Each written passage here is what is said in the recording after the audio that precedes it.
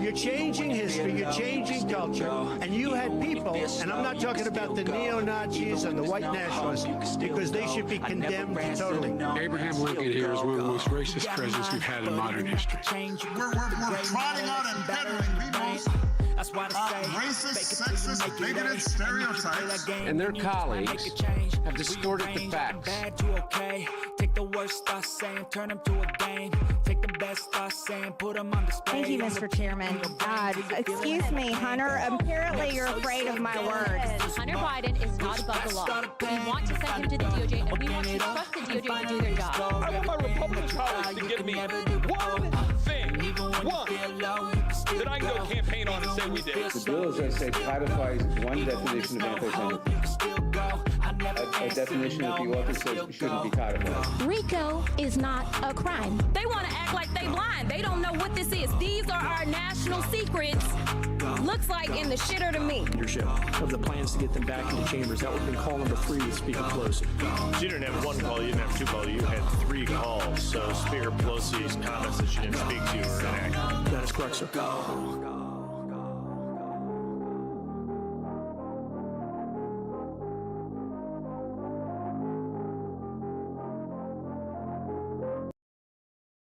Welcome to the Off-Label Podcast, your daily dose of sanity in an insane world. Looks like Congress is at it again. They're rapid-firing hearings, ladies and gentlemen. We got some good ones that I saw just pop up out of nowhere real quick. It's going to be a week full of them. And I will wrap up all the other ones with shorts over the weekend, because this is going to be fun and very stupid at the same time. We're going through a DOGE hearing tonight. Locking in DOGE cuts, ending waste, fraud, and abuse for good. Let's see what they got for us, ladies and gentlemen.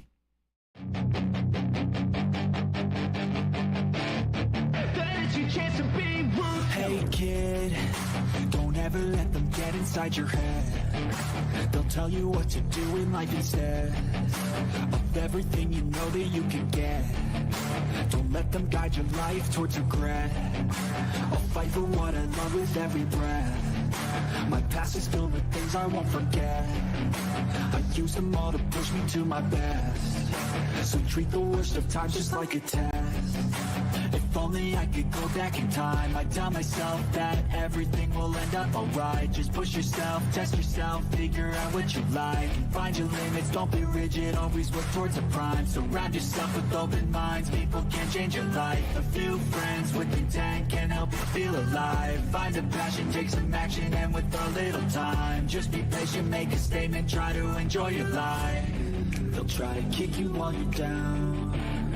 They wanna rise up while you drown. They wanna fill your head with doubt. They're silently scared that you'll figure it out. I'll make it look like I'm losing. Won't bother hiding my bruises. And when they finally think you're wounded, then it's your chance to be ruthless. I'll make it look like I'm losing. Won't bother hiding my bruises. And when they finally think you're wounded, then it's your chance to be ruthless.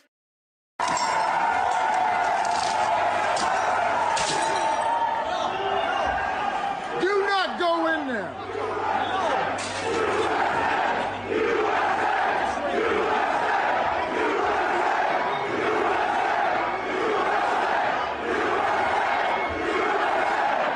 A radio journalist from Michigan was shooting video that day at the Capitol. What he captured were 2, most charitably called suspicious actors, but they are dressed in such a way that led him to believe that they were government agents. And one of them, after the windows had been broken by a protester, it was encouraging people to pull the rest of the glass out and go inside. Bobby Powell, who was the journalist that had shot it, and he has his camera rolling, he told him that would be illegal. And that wouldn't be a good idea. He warned people off not to go into that window. And then he turned his camera around and he caught this agent or suspicious actor pulling a large pane of glass out, this tempered glass. It kind of folds into itself, crunch onto the ground. When he realized he was being filmed, he quickly dropped it. It seems apparent on the video that he did not want to be seen doing what he just did. So he pulled in a protester and started blaming him. He said, "What are you doing breaking that window?" The poor fellow that was being accused didn't know what was going on. And then he gave him a couple of really good shoves and cocked his arm like he was going to punch him. You know, we don't know his... Yep. Tell me again, Hakeem Jeffries. Tell me again how that was violent. Tell me again how that was extreme MAGA Republicans. Tell me again how everything we've seen. By the way, Davey, you do realize that was the same window that Dominic Pizzola broke with the shield, right? Mm-hmm. That was on that side. The other side was where I showed you multiple fucking times a dude walks up like he's got a fucking purpose to smash this one window as hard as he can. It doesn't break. He moves over, smashes the other one. It shatters, and he walks the fuck away with a purpose. If you were trying to break into the Capitol, why the fuck would you go up there, hit a window once, twice, move over, hit it, it shatters, and then you walk away like nothing ever was a thing? No. By the way, I just want to say congratulations to Jennifer O'Connell for finally getting her SSI approved. Right? Right? Hell yeah. She'll be taken care of. Y'all, good. We're going to have a good listen to this committee hearing tonight, but let's say hi to everybody. On the Rumble side, let me put this back. Oh yeah, I got to change up cameras real quick. Hold on. I hate that it interrupts this. Okay, so here we go. We got Jenna in the house with us. Rhoda Bennett, just Rhonda, Carolyn Hall, Louie, Jennifer. Oh, that's Jenna. The Sentinel's over there too. We got No Jabsky in the house with us. We got Louie. Muffin's over there too. Well, Muffin's always on both sides now. And we got Ken over there with us. We got Third Rail in the house on Rumble. Other Yellow, Mom's Mysteries and Mayhem, Marth Raw, Mark Rowe,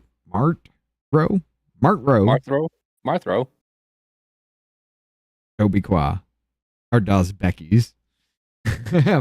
Bill Dozer's with us. What up, Bill Dozer? Deluxe Knight, of course. Donut 9 Me over there. We got Adam Chesterman Nuts. Jen O'Connell's over there too. Bambi Rose. Mom's Mystery and Mayhem. Third Rail. Other Yellow. We got a good little crowd joining us. Thank you for the raid, Rob. I appreciate the hell out of that, brother. My wife is Bambi Rose. Yeah. And of course, the one and only Biz. Michael Stetson coming in too. How y'all doing tonight? I bet y'all are wondering just about all these Doge cuts and everything. What are they thinking about it, right? What's going to happen with that? Well, I'm just going to tell you right here, I'm going to spoil the fun. Jasmine Crockett tries to show her ass yet again. In the same damn bullshit she tried yet again. And again, it failed. Last time, you remember how they waited until they had more Democrats than Republicans and crawled for subpoenaing Elon Musk? Mm-hmm. The woman that came dead last for being the leadership in the Oversight Committee for the Democrats, this woman did it again. But she's trying to make moves. She's trying to show her ass because that's what the Democrat Party is. They don't give a fuck about you. They just want to show their ass and put on a good show just so they can stay there. However, I do like these Doge committees. I'm going to be honest. I do like them. Only because there's a lot of bullshit that goes on in these hearings. And because it's about money, because it's about their pocketbook, everybody wants to go for the throat all the time. This one is going to be fun. Let's get this one going here. As soon as I find the timestamp, apparently I didn't get it right. Or it's just going to freeze on me because YouTube's being a bitch. Can we? Seriously, YouTube? of a political issue. Okay, go fuck yourself. Jesus Christ. Your company has become shit real quick, hasn't it? Is it because Rumble's starting to actually push on you? I'm sorry, fuck off, YouTube.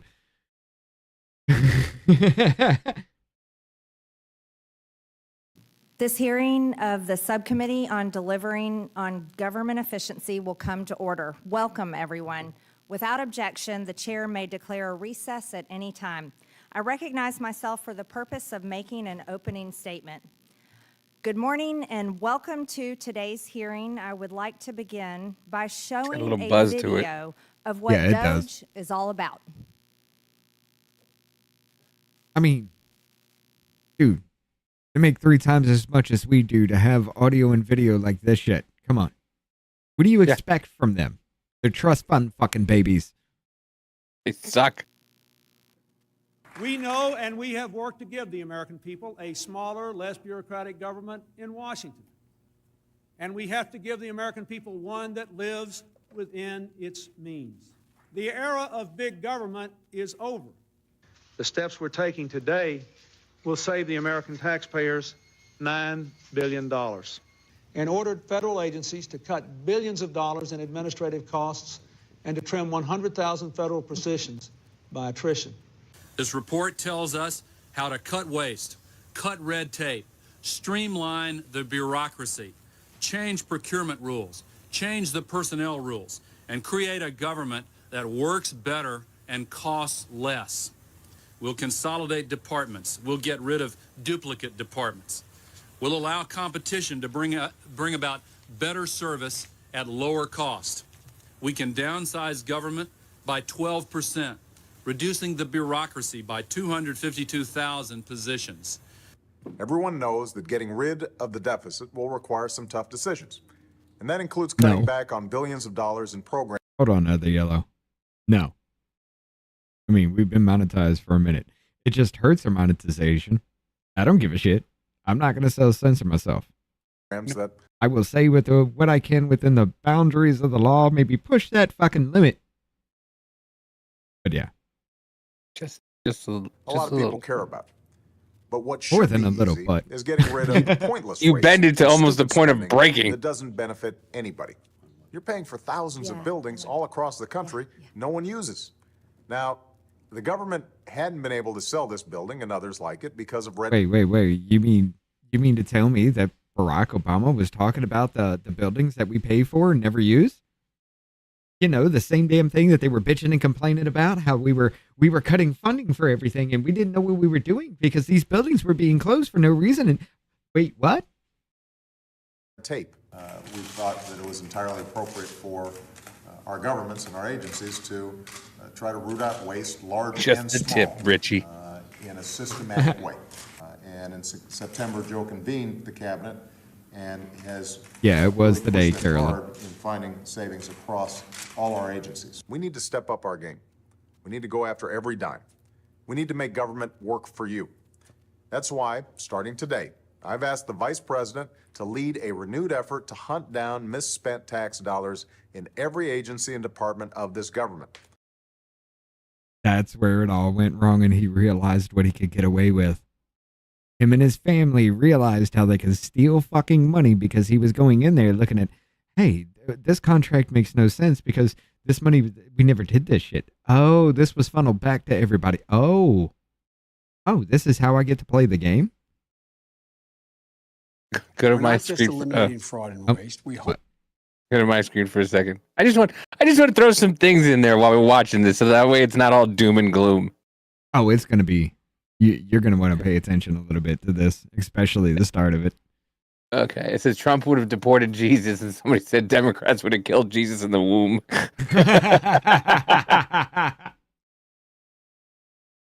Okay, go back. Hope to be instilling an entire new culture that not only our administration, but every succeeding Make sure you're on your administration screen. will in fact pursue. We're going to give you the government you expect and deserve. I certainly wish that my Democrat colleagues felt the same as their former Democrat leaders felt and worked to try to reduce our deficit and reduce the size of our government. Unfortunately, these former Democrat leaders failed at what they were saying they were trying to do. But today's DOGE and DOGE subcommittee And we is are actually playing Who's the Shell delivering on tonight. those exact promises, and we are delivering the results. It's too bad that my Democrat colleagues constantly mock DOGE, attack DOGE, criticize DOGE, and criticize the hardworking people in DOGE. They also I attack can't this pin committee anything and attack what we're all about. But on that's YouTube. today's Democrat Party. They're for big government, big trying to spending, pin? and doing nothing for the American Lenny's people. They're America last. like and share. The subcommittee has has to be highlighted done where by the- DOGE has the channel owner. staunched the flow No, Amanda of usually waste, does it too. fraud, and abuse in federal spending. DOGE drove the administration to turn Gosh, off the spending that's a Rumble faucet that thing. was pouring out That's YouTube. billions of dollars to corrupt anti-American NGOs, to illegal DEI programs, and to a vast array of wasteful, unnecessary federal grants, contracts, leases, I will and have to personnel. pause it to get the names President of everybody. Trump drove this massive effort by creating DOGE via executive order on Inauguration Day. He then issued a series of White House directives empowering DOGE teams to work with agency leaders government-wide in an unprecedented effort to root out wasteful spending using all means at their disposal. And that effort has borne fruit. The DOGE website identifies $180 billion in savings achieved in just a matter of months. We need to make sure we lock in those savings. It should be the first installment we pay on our nation's $37 trillion debt. We need to tackle that debt on behalf of our children and by the future way, generations. That's why Congress needs to 37 act. trillion, DOGE has 20 shown billion how our is government can 634 cost million. less and deliver more. It's shown how we can turn off the faucet. It's shown we don't need to spend all the dollars that Congress appropriated for this year. Congress can reverse that unnecessary spending by rescinding dollars it's appropriated. That's why the administration recently sent a $9 billion rescission request to Congress. By the way, you just saw Democrats on that video talking about saving $9 billion. Republicans just delivered on that. It would prevent dollars. Our $9 billion rescission would prevent dollars from going to corrupt international NGOs, to NPR, and to PBS. The House adopted the legislation earlier this month, H.R. 4, the Rescission Act of 2025. But we need to do more, much more. $9 billion is just the tip of the iceberg of the waste that DOGE has identified and of the spending that the administration has paused or shut off. So Congress needs to work with the administration and DOGE to rescind billions more of dollars it has appropriated for agencies to spend. DOGE is also creating savings that will lower the cost of government for years to come. For instance, the administration is right-sizing the federal bureaucracy by eliminating several 100,000 staff positions. That reduces discretionary spending costs for the next year and every future year by tens of billions of dollars. So we need to adjust those levels of new appropriations to align with the streamlined government DOGE is creating. That's why the president proposed last month when he submitted to Congress a budget for next year that reduces non-discretionary spending by $163 billion. If we lower the spending baseline in that way, we can save $2 trillion in that portion of the budget over the coming decade. We need to lock in DOGE savings for the taxpayers, and we should also be thinking about locking in the DOGE process that has produced these savings. DOGE has attracted enemies because it's taken on Washington's culture of spending and the money laundering schemes that have been embedded in this institution. We should make that a permanent battle. We should institutionalize the battle against waste, fraud, and abuse in government. I hope that is something with which my Democrat colleagues can at least agree on. DOGE is working with agencies to reduce the rampant fraud that GAO says costs taxpayers as much as $500 billion annually. To enhance fraud detection, agencies are now providing the Treasury Department more information about financial awards, and they are making more use of Treasury's Do Not Pay database to avoid funding fraudsters. DOGE is also lowering the barriers that prevent agencies from sharing data to identify duplicate awardees. What's more, DOGE has pioneered what the president calls radical transparency concerning wasteful spending. The DOGE website and individual federal agency sites continually update for public view the specific grants, contracts, leases, and other payments that they are flagging for termination. This is how you change the culture of spending. And with that, I yield to Ranking Member Stansbury for her. Michael, that $5,000 was contingent on DOGE cutting $2 trillion from the budget. You ain't getting that shit unless they cut $2 trillion. Opening statement. Because at 5,000 now, you're looking at 4,000. Or 500 million. Right now, you're like looking at 4,000. I mean, they ain't cutting much more from shit because they're supposedly looking through shit, and they're coming up really fucking short from what they were saying in the first place. But yeah, you weren't going to get that $5,000 check unless they hit $2 trillion. All right. Well, good morning, everyone. Welcome to the DOGE subcommittee.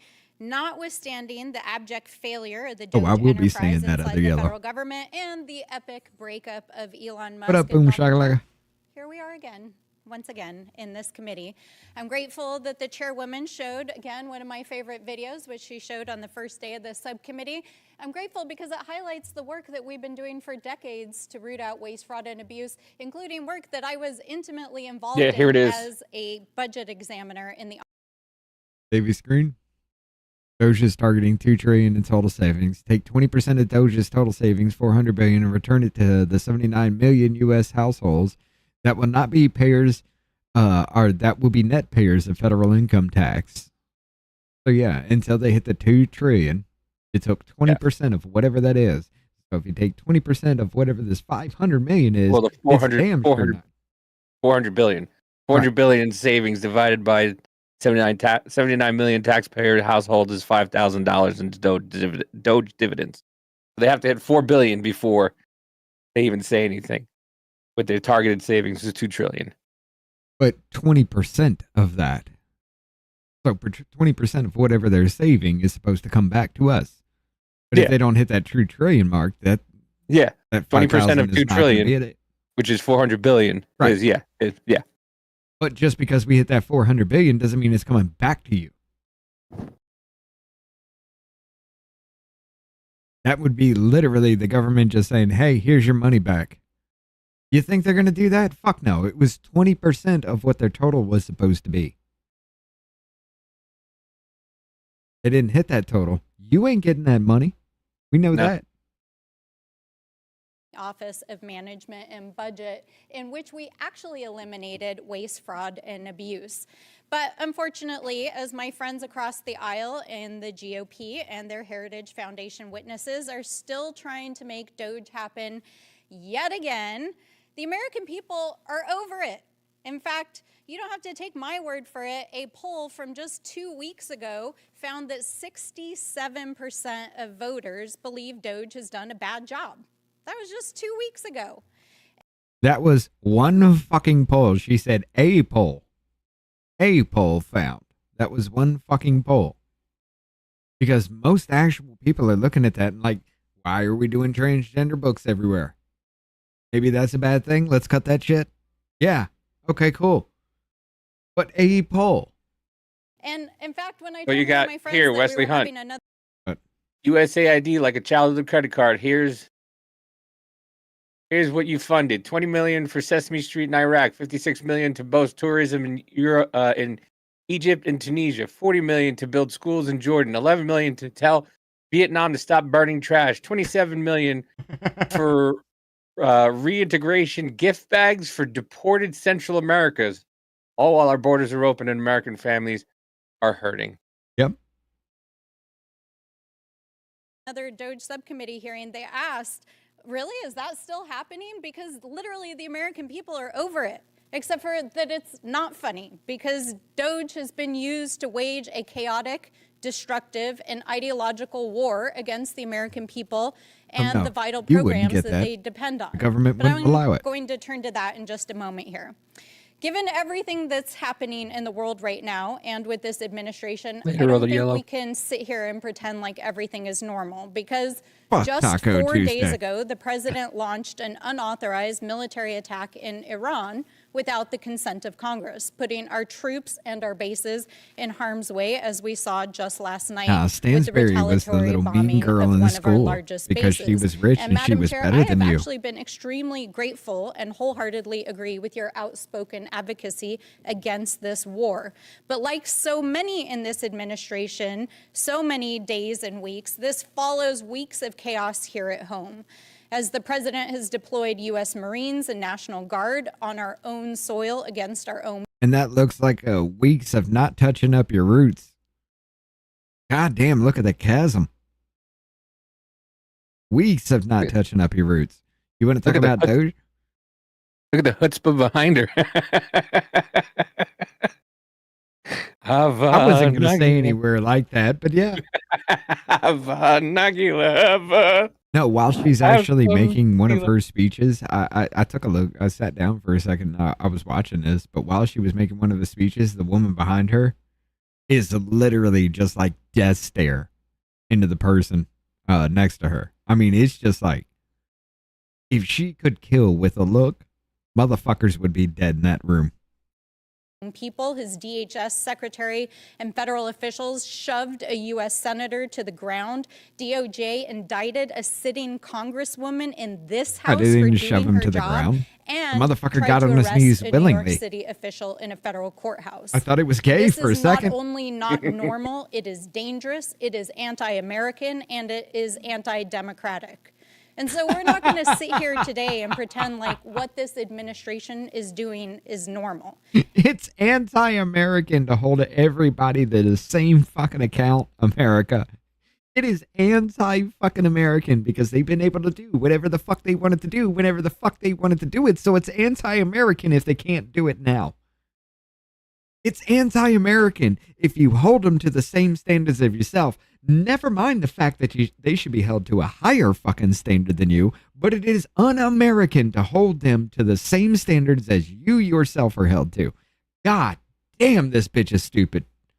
But again, like I said, she's like that mean girl in fucking school because she grew up in a rich fucking household where her parents had fucking money and she thought she was better. She never grew out of that because she never got her fucking ass beat in school because of that situation. But here we are, now it is in the halls of Congress, and this bitch right here is sitting there trying to say everything that you want is bullshit because I need mine. And if I don't get mine, you're not American. And we're not going to sit here and pretend like DOGE is just some normal government program. It is a scam in service of a political agenda.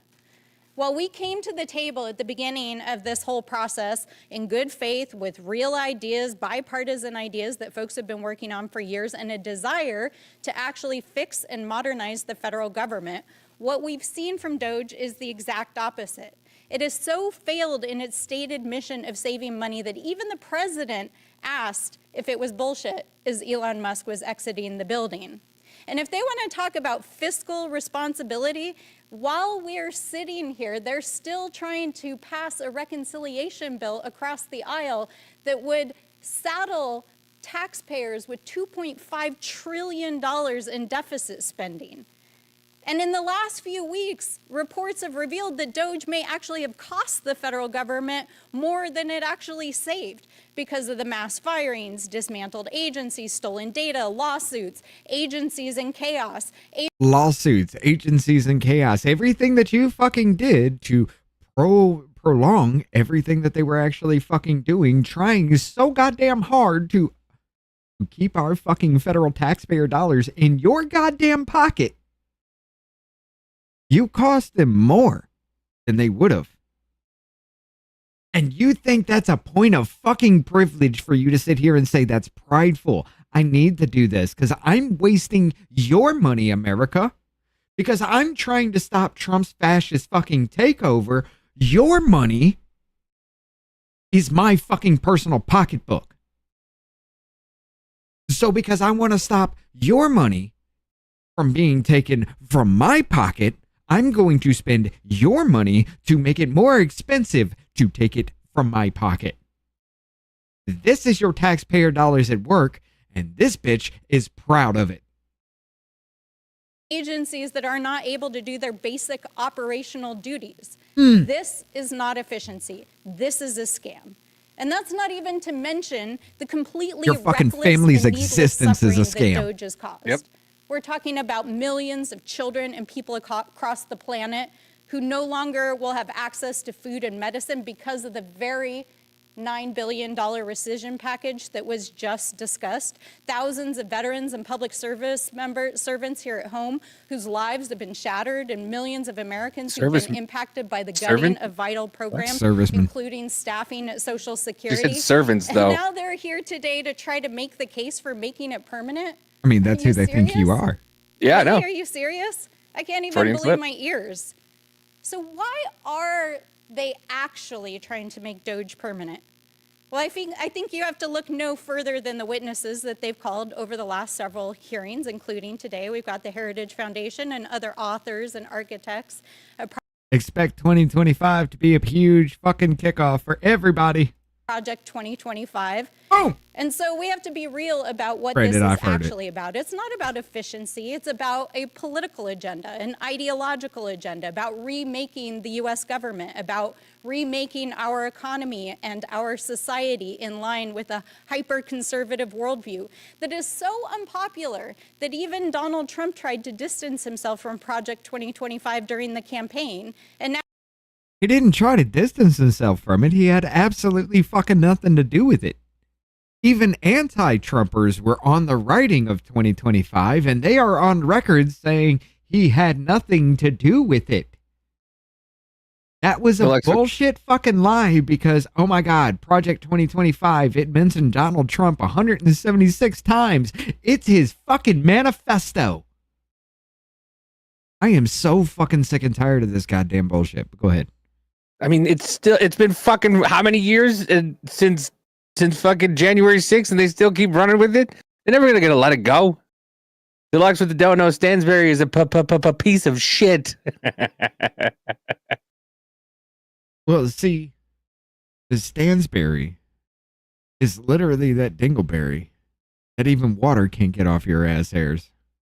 now he's hired over 70 officials to try to enact it. Just that and now they're irritating trying to shit that use just this wants to pull an committee ass to hair as make you're the walking and you case. can't get it off. You know what I'm They talking like about. to try to claim that they're taking on cancel culture and a woke agenda. But let's be clear, DOGE and the folks who want to make it permanent are the actual cancel culture, because they want to cancel anything that they don't like or they don't agree with, including your democratic rights and your freedoms, economic opportunity and education, LGBTQ plus rights, rolling back the clock on civil rights, canceling the history of Black, Chicano, and Indigenous communities. Because we're not giving everybody all this bullshit fucking money that they never gotten in the first place, and it's coming back to us into our fucking pockets. I'm going to roll out all this shit. And all because I get to say, just because of a certain issue, it's riled up into all these other in another fucking country. Why are we doing that? Oh, because they're against LGBTQ. Deluxe with the dono, Stansberry. Fuck autocorrect. Stainsbury. And stripping protections from our families and the healthcare, housing, and food people depend on so that they can give more tax breaks to their friends. And I can't even call this bitch is all retarded. part She's of a actually wider pretty agenda fucking smart. That is now seeking to apply political purity tests to government programs and This services. is her own fucking words. This Including is both her own federal writing. employment and, yes, veteran services. Let me repeat that again. Even veterans benefits. They want to apply political purity tests to your VA benefits. Folks, this is not about efficiency. Dude, I just got the email. That Michigan shit that we did last night. Yeah. It was like, I think it was around noon or something like that. I got this email saying that it was hit for ad suitability because it might contain something. And I was like, I want a manual review of this shit. Just now came through 5 hours later that it was approved. Nice. This is about eroding. Sentinel said, and a learned privatizing blockhead our is a greater blockhead than an ignorant one. Benjamin Franklin. The Sentinel, let's take it this way. Imagine me and my way of rounding shit around, my way of just making things fit. Imagine me being her, and all I get to do is lie to you. institutions, gutting programs that keep our people and our country safe. It's about rewriting history and remaking society to take us back decades, if not centuries. In short, it's about making this country less free, less democratic, less prosperous, and frankly, consolidating power under Trump and his allies who are becoming increasingly dangerous, ideological, and yes, autocratic. I want y'all to keep in fucking mind. This bitch yelled at a woman who had taken control of a nuclear company 5 years before she did this. This bitch yelled at a woman because they did not clean up their fucking mess 60-something fucking years ago from a nuclear fucking accident where it actually contaminated shit. They didn't clean up their mess from 60 fucking years ago. So a woman that was just 5 years into the fucking job, she literally tore into her.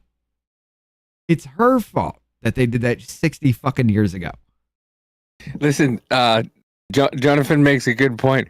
We should make a fucking bingo card for one of these hearings for the things that Democrats say. Dude, I swear to fucking God, if I made it would be unfair if I did it. Because if I'd have made a bingo card, you'd hit every fucking block, every fucking hearing.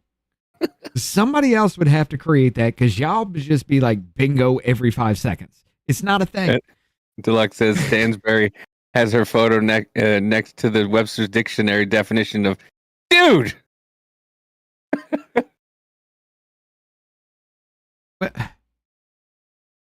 Maybe.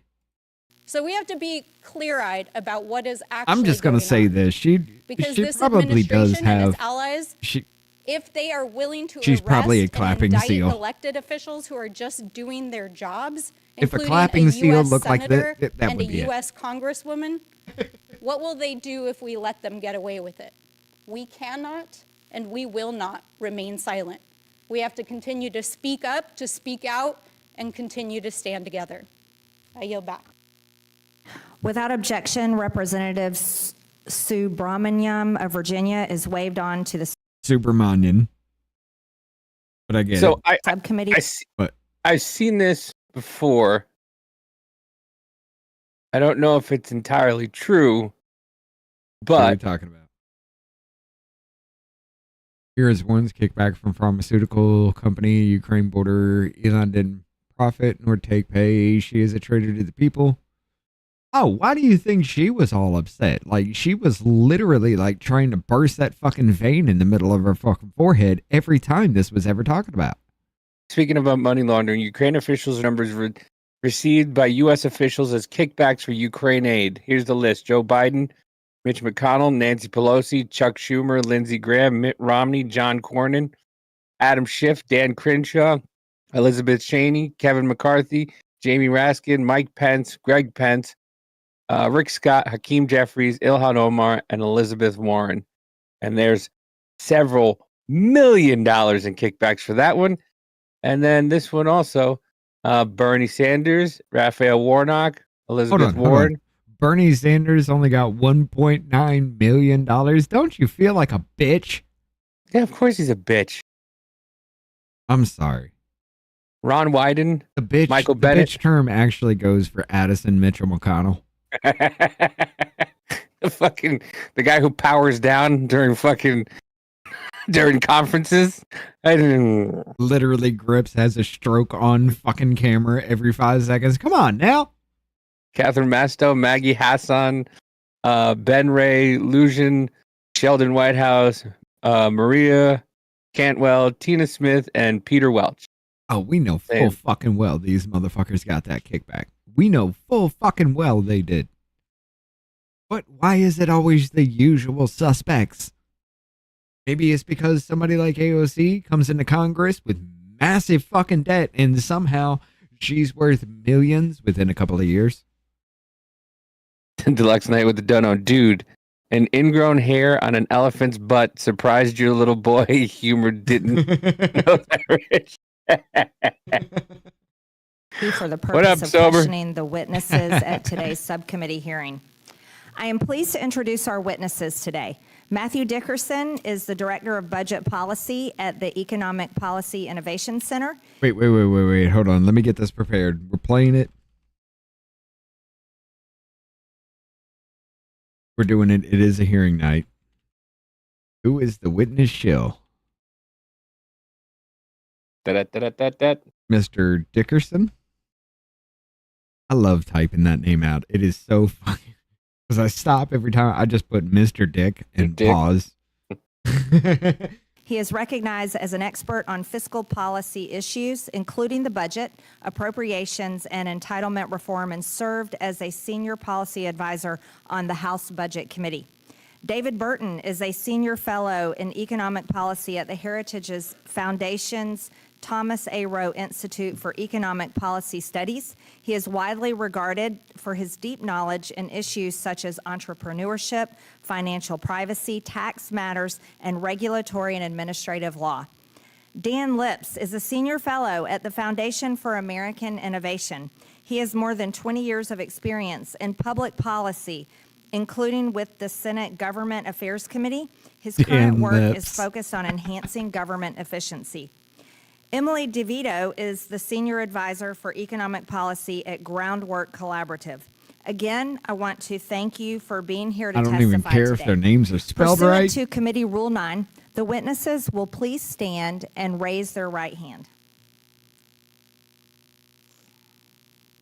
Oh, I spelled DeVito wrong. Everything else I got right. Do you solemnly swear or affirm that the testimony you are about to give is the truth, the whole truth, and nothing but the truth, so help you God? Sorry, Rumble, we got nothing for Let the you on record this. show that the witnesses answered in the affirmative. Thank you, and you may take a seat. We appreciate you being here today and look forward to your testimony. Let me remind the witnesses that we have read your written statement, and they will appear in full in the hearing record. Get that poll up, because as soon as the first round of questioning is done, I'm ending it. Please limit your oral statement to 5 minutes. As a reminder, please press the button on the microphone in front of you so that it is on and the members can hear you. When you begin to speak, the light in front of you will turn green. Because After a lot of 4 them will minutes, vote the early. light will turn yellow. But a lot of them are When the right. red light comes on, your 5 minutes have expired, and we would ask that you please wrap it up. I now recognize Just Mr. like you did. Dickerson for his opening statement. Chairwoman Green, Ranking Member Stansberry, and all the members of the committee, thank you so much for inviting me to testify today. The fiscal state of our nation is deteriorating. What up, Lord? And unsustainable spending is the problem. Government spending that grows faster than the economy is inherently unsustainable. That's just basic math. Annual spending is now 50% higher than it was in 2019, before the pandemic. The national debt held by the public is now equal to the size of the entire economy. For context, in 1944, the year of Deluxe. D-Day and the Battle of the It's on their Bulge, side.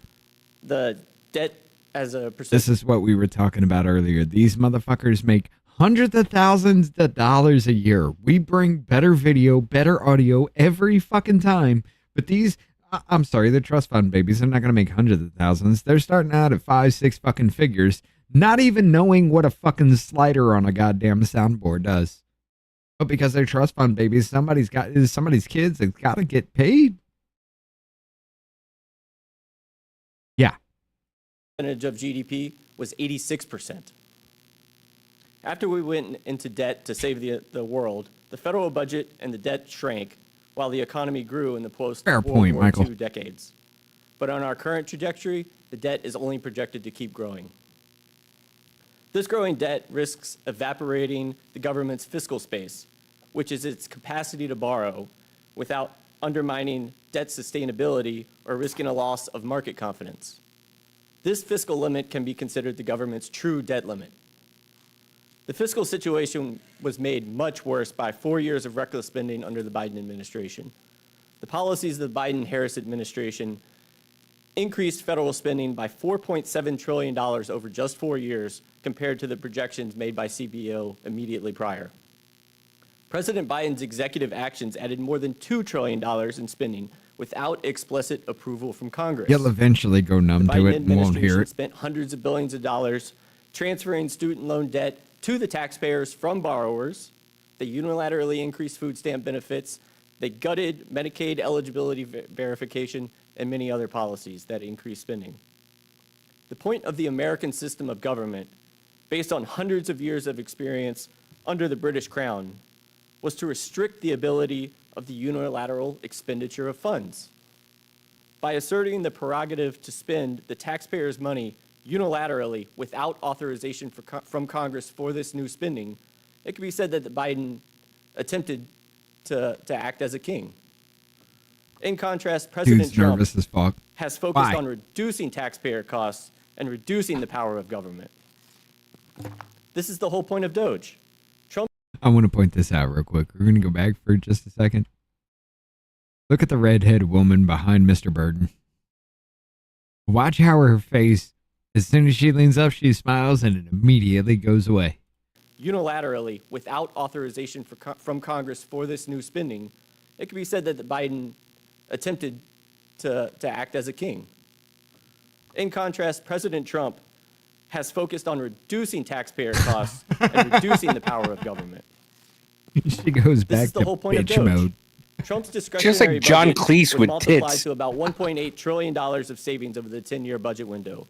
But that is only if Congress implements and continues these common sense savings. And I want to be that's why it's so referred to as a important woman that we're holding now. this hearing today, Madam Chairman. So thank You you. can't be referred to as a woman. You're not a woman. Paraphrase Madison in Federalist 58, the power to levy taxes and provide spending authority, and the power to withhold funds from the executive. That's the most effective way for the elected representatives of the American people to provide for the vital and appropriate services of the federal government, as well as to prevent abuse by the government using the Good old people's funds. 60 hertz home. Congress has many tools at its disposal Your taxpayer to carry out dollars this at vital work. responsibility. The most straightforward way to control waste, fraud, and abuse I'm gonna turn my is camera by off for a second. controlling agency budgets in the annual appropriations process. I estimate that reducing the federal workforce by 10% would allow discretionary appropriations for salaries and other benefits to be reduced by $559 to $608 billion over the next decade. The scope of authorized agency activities should also be properly limited. You can work with the administration, as you're currently doing, to rescind unneeded, unobligated funds. And of course, one of the most important tools at Congress's disposal to achieve budgetary savings is through the reconciliation process. America's current fiscal trajectory is unsustainable, but it's not irreversible. DOGE has demonstrated that meaningful savings are, in fact, achievable. By exercising its constitutional power of the purse, controlling appropriations, implementing workforce reforms, rescissions, and reconciliation, Congress can lock in the DOGE cuts, safeguard taxpayers, and avert a fiscal crisis. Thank you, and I yield back. The gentleman yields. I now recognize Mr. Burton for his opening statement. Another old ass white man that doesn't know how to work a fucking microphone. Why am I not surprised? He looks like one of those things from fucking The Fifth Element. Mr. Burton, can you One turn of those it? big Thank gold you. things. And make sure when you talk, your Right. microphone's close to your mouth. Yeah, thank you. President Trump deserves tremendous credit for establishing the Department of Government Efficiency, or DOGE. It's the first effort in a generation to provide comprehensive government-wide oversight of federal Why spending is your and chest management. sinking into There's your been stomach? no similar effort since the Sit up. 1990s during the Clinton administration. You probably President can't. Clinton and My bad. Speaker Gingrich controlled federal spending and improved government administration. Before that, you have to go back to President Reagan's Grace Commission to observe anything similar. Currently, the federal government, most assuredly, is not a good steward of the tax dollars taken from hardworking Americans, and it's poorly managed. It's time for that to change, and DOGE is an important part of making that change. Under President Clinton in 2000, federal spending fell to 17.7% of GDP, the lowest level since 1966. The federal government ran its last surplus in fiscal year 2001, which began during President Clinton's final term. In FY25, federal spending is expected to be about 23.3% of GDP. Thus, the share of the government now consumes of the economy is 32% greater than it was under President Clinton. The budget deficit is of GDP this fiscal year and continue at that level for a decade. The federal debt is now $29 trillion and is expected to increase to $52 trillion, or 119% of GDP over the next decade.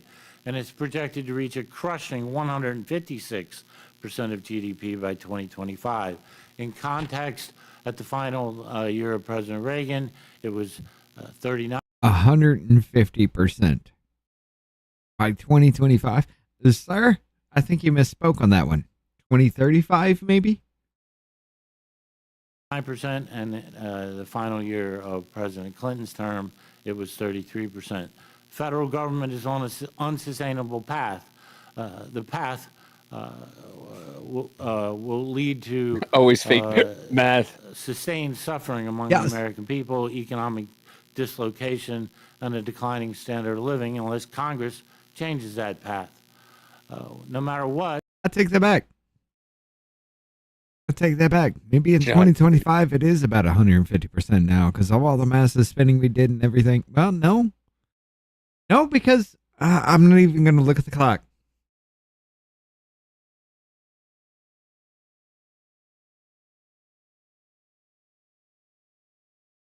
I'm going to say 125% right now.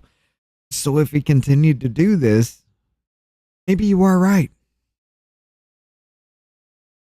But no, because you said 2025, not 2035. My bad. Okay, fuck it. I'm sorry. I'm doing math in my head that shouldn't be done. Really quickly. Going to end. You don't have to go to my page, but CNN's deep state mouthpiece, Natasha Broussard, who penned the famous political article declaring that it was fact that Hunter Biden's laptop was Russian disinformation, has a new story out saying that the U.S. airstrike on Iranian nuclear facilities were a massive failure and did nothing to really set back the regime. The deep state strikes again. Play it. Has been done.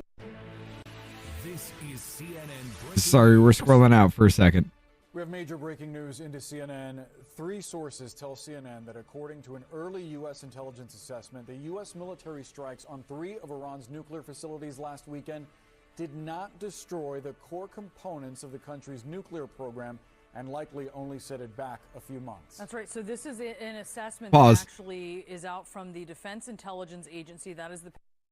You're going to sit there and tell me that the most advanced fucking areas that they had, that they can't access, they can't do shit with, somehow only set them back a few months? They can't get in, they can't get out. They bombed through the air ducts so that way they can get more penetration into it. Either that, or the whole thing of Chuck Schumer letting them know that this is actually fucking happening, that there was a strike incoming, and they got, like I said, in the ticker, 900 pounds of uranium still missing after an Iran strike.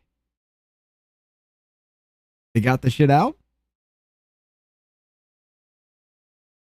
Go ahead. Pentagon's intelligence arm, and it was based How would they get the shit out if they didn't have a leak and somebody giving them information? After the strikes, according to one of the sources. Let's go to CNN national security correspondent Natasha Bertrand, who has this exclusive new reporting. This is to that question that has been asked about how much damage has been done. This is a real question. It's also a political question that has been to something that Donald Trump has been sort of dealing with here recently. What are you learning, Natasha?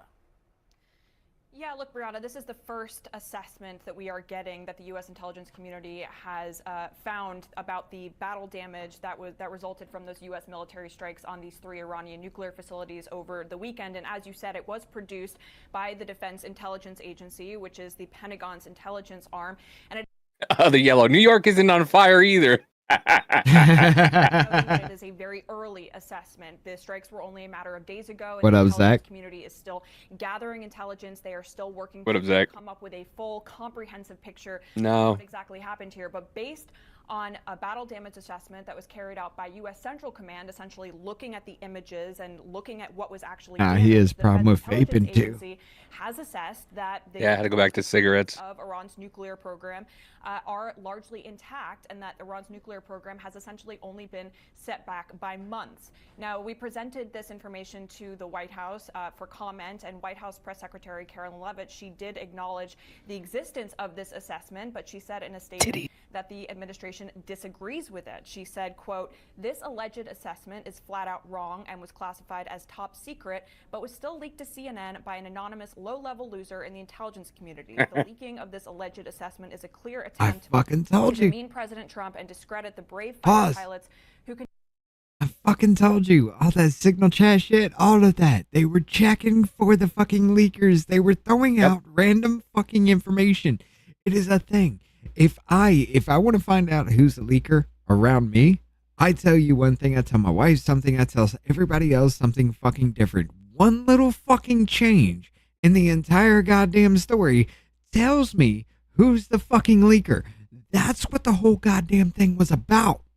Yep. By the way, he called Schumer. He told Schumer. He called Jeffries. Jeffries didn't pick up. He called Thune. He called Mike Johnson. He called the heads of all the houses on both sides. Jeffries was the only one who didn't pick up. Schumer knew.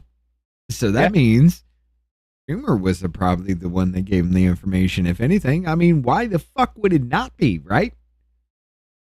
He's fucking Jewish. He wants the war to continue. Meanwhile, he's out there saying that the president shouldn't have done it. Conducted a perfectly executed mission to obliterate Iran's nuclear program. Everyone knows what happens when you drop 14 30,000-pound bombs perfectly on their targets, total obliteration. Now, it is worth noting here that there has been dissent, I should say, within the 30-pound bombs that we battle tested, never? Just how much of an impact these massive bunker buster bombs would actually Apparently have they work, on Iran's though. nuclear facility. It was far from certain, given that these bombs had never been tested in an actual combat scenario, whether they would actually penetrate those very, very deep underground Right, Michael. tunnels It's the same that story. lie underneath One these detail nuclear changes facilities. per And person. what we are told is that as of now, this Defense Intelligence Agency assessment, it does conclude at this point, again, it is still very early, that those underground facilities, including the centrifuges, including the highly enriched uranium that everyone has been talking so much about, those are largely intact. Now, of course, this does stand at odds with what President Donald Trump and Secretary of Defense Pete Hegseth have been saying in recent days about the impact of these U.S. military strikes. Of course, President Trump said it was totally obliterated, and Secretary Hegseth did as well. And he actually also provided CNN with a statement. Dang. And he said that, quote, based on Muffin with the dono. I sent the bingo card to your Discord DM, Rich, generic, but if you want to use it. I'll have to check this out. Go ahead. everything we have seen, and I've seen it all, our bombing campaign obliterated Iran's ability to create nuclear weapons. Our massive bombs hit exactly the right spot on each target.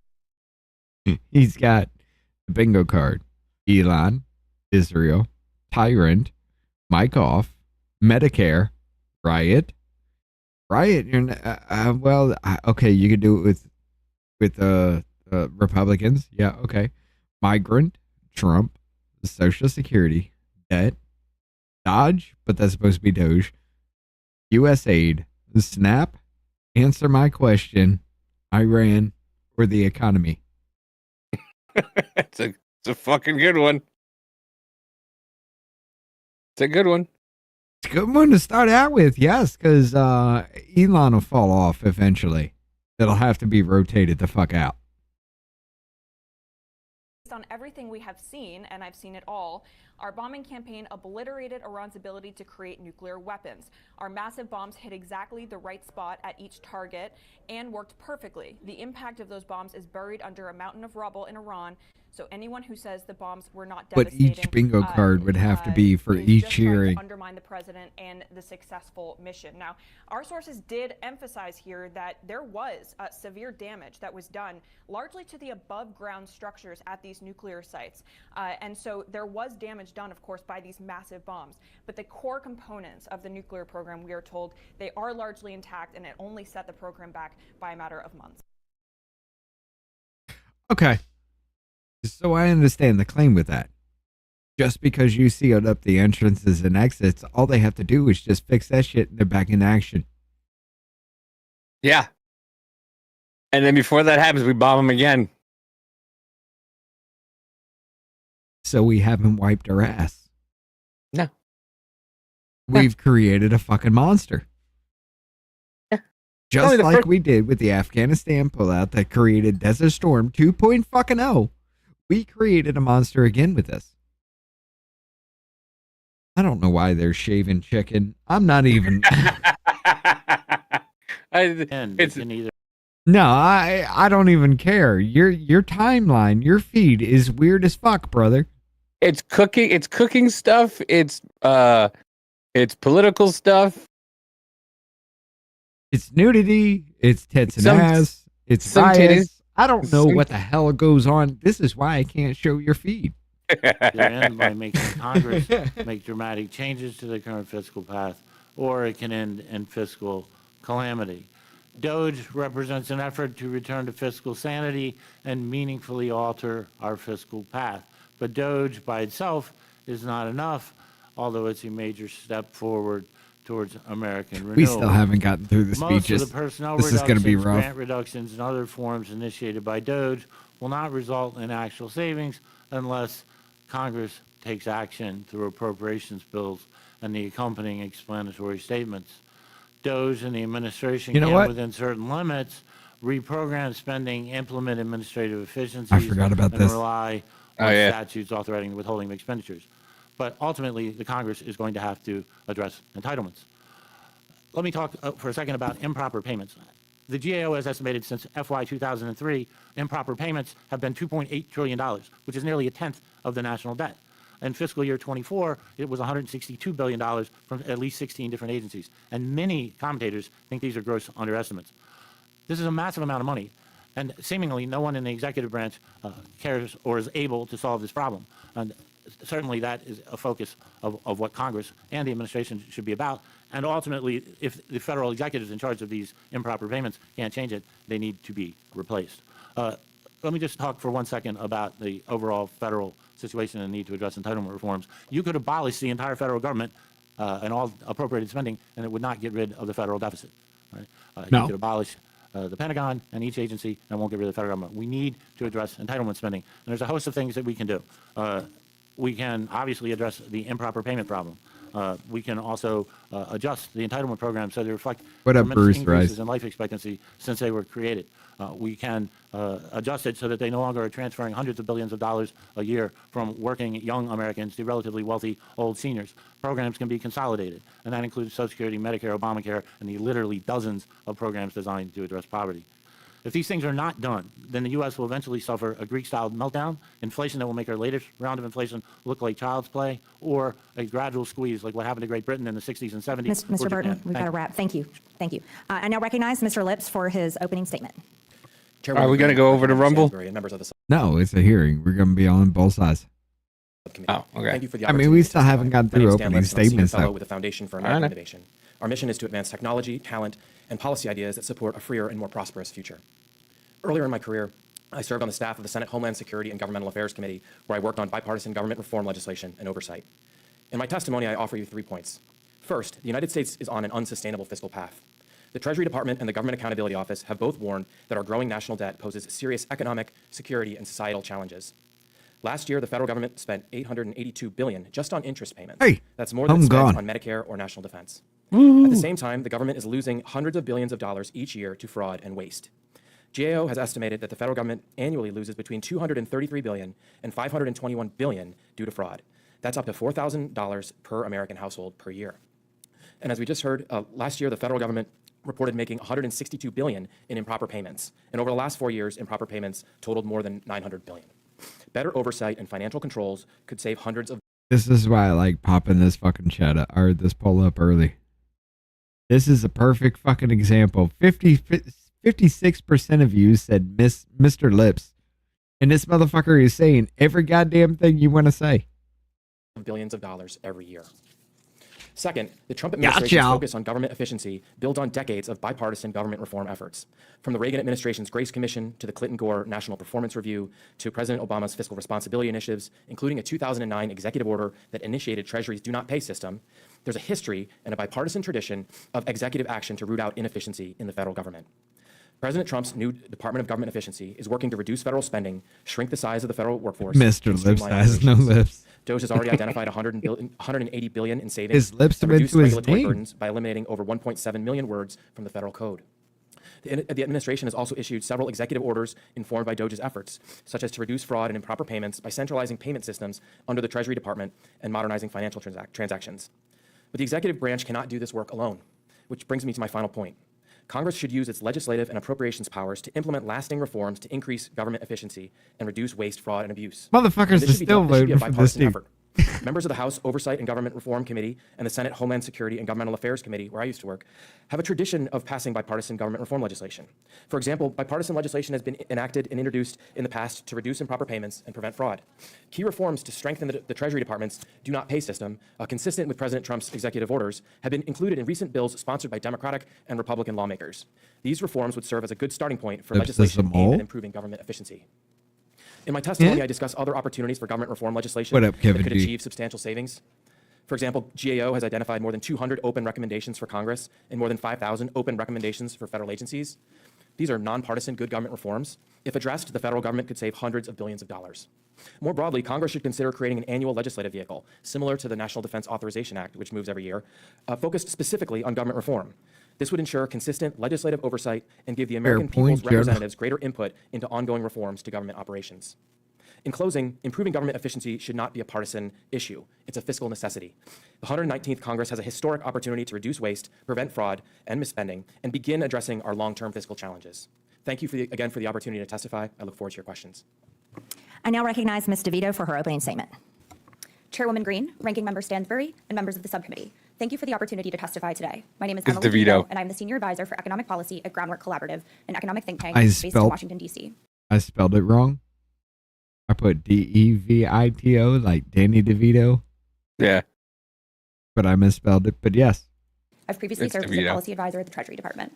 Americans deserve a government that works for them. As soon as I saw her, I was easier. That's it. By that standard, DOGE has failed. It has led to higher costs and more confusion and complexity. It has undermined consumer protections for families, all while the ambitious savings Elon Musk promised failed. Have you ever watched It's Always Sunny in Philly? Yep.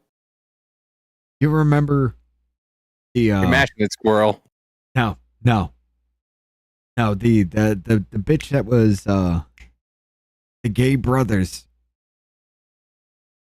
You know, that always wore the robes. Yeah. That was their cousin. Prove me wrong. I mean, she's a spitting. Now that bitch is actually hot in real life. Don't get me wrong. But yeah. To materialize. Americans are not impressed with these results. Consistent polling shows strong disapproval of DOGE and deep concern about the haphazard and reckless cuts DOGE is making across the federal government. Americans also believe, as do I, that the government can do more to deliver for workers and families. As the subcommittee considers the future of DOGE and improving government efficiency and accountability, I would like to highlight several ways DOGE has done the opposite. First, DOGE cuts make it harder and more expensive for families to access the basic needs programs for which they're eligible. DOGE's interventions at the Social Security Administration have disrupted access to critical monthly benefits for the nearly 74 million Americans, including 52 million retirees who rely on them. New policies, such as restrictions on updating bank account information by phone, will force seniors to collectively spend over 1 million hours annually on unnecessary travel You just got to it. receive You got benefits. it. You got it. No. Hold up. Listen up. I'm not being a dick. I'm not. Because this actress is hot as fuck. But you tell me, she does not look like this.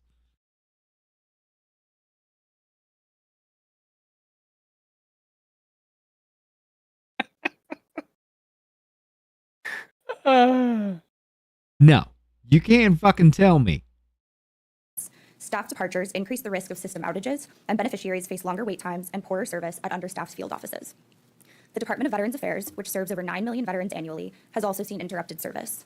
The impact of DOGE firings and buyout initiatives has been devastating. One rural Illinois hospital was forced to close its acute care unit due to nurse resignations. Orlando area veterans faced a backlog of over 2,000 unread radiology exams, and over 1,000 veterans in Pennsylvania were denied treatment for life-threatening diseases like cancer. Additionally, sweeping cuts are degrading consumer protection safeguards and empowering bad actors. DOGE has targeted the Consumer Financial Protection Bureau, which has put over $21 billion back into the pockets of more than 200 million consumers since its founding. Eliminating this key consumer protection agency will enable exploitative companies and financial firms to profit at the expense of consumers. DOGE has also gutted the IRS enforcement teams that ensure billionaires and corporations pay their fair share. As of early March, the IRS has lost 11% of its total workforce and 31% of the revenue agents who conduct audits. This is projected to reduce U.S. revenue up to $350 billion over 10 years. Further, the federal science enterprise is being stripped of the tools and talent needed to develop and deliver the next generation of life-saving treatments. Recent estimates suggest that DOGE's McPoyle clear cuts to Brothers, scientific that's research what it funding is. will reduce GDP and overall federal revenues well into the future by inhibiting innovation. Permanently cutting non-defense research and development funding by 50% could decrease GDP in the long run by at least 7% and federal revenues by more than 8%. Finally, DOGE's funding disruptions to U.S. aid and global health programs have already caused widespread deaths. Estimates suggest that the abrupt termination of public health programs will be responsible for over 360,000 deaths, including 200,000 children.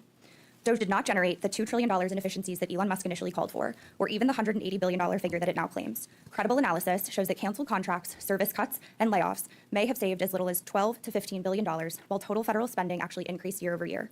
Now that Musk has made his exit, it's clear that DOGE didn't deliver more efficiency, just poorer service.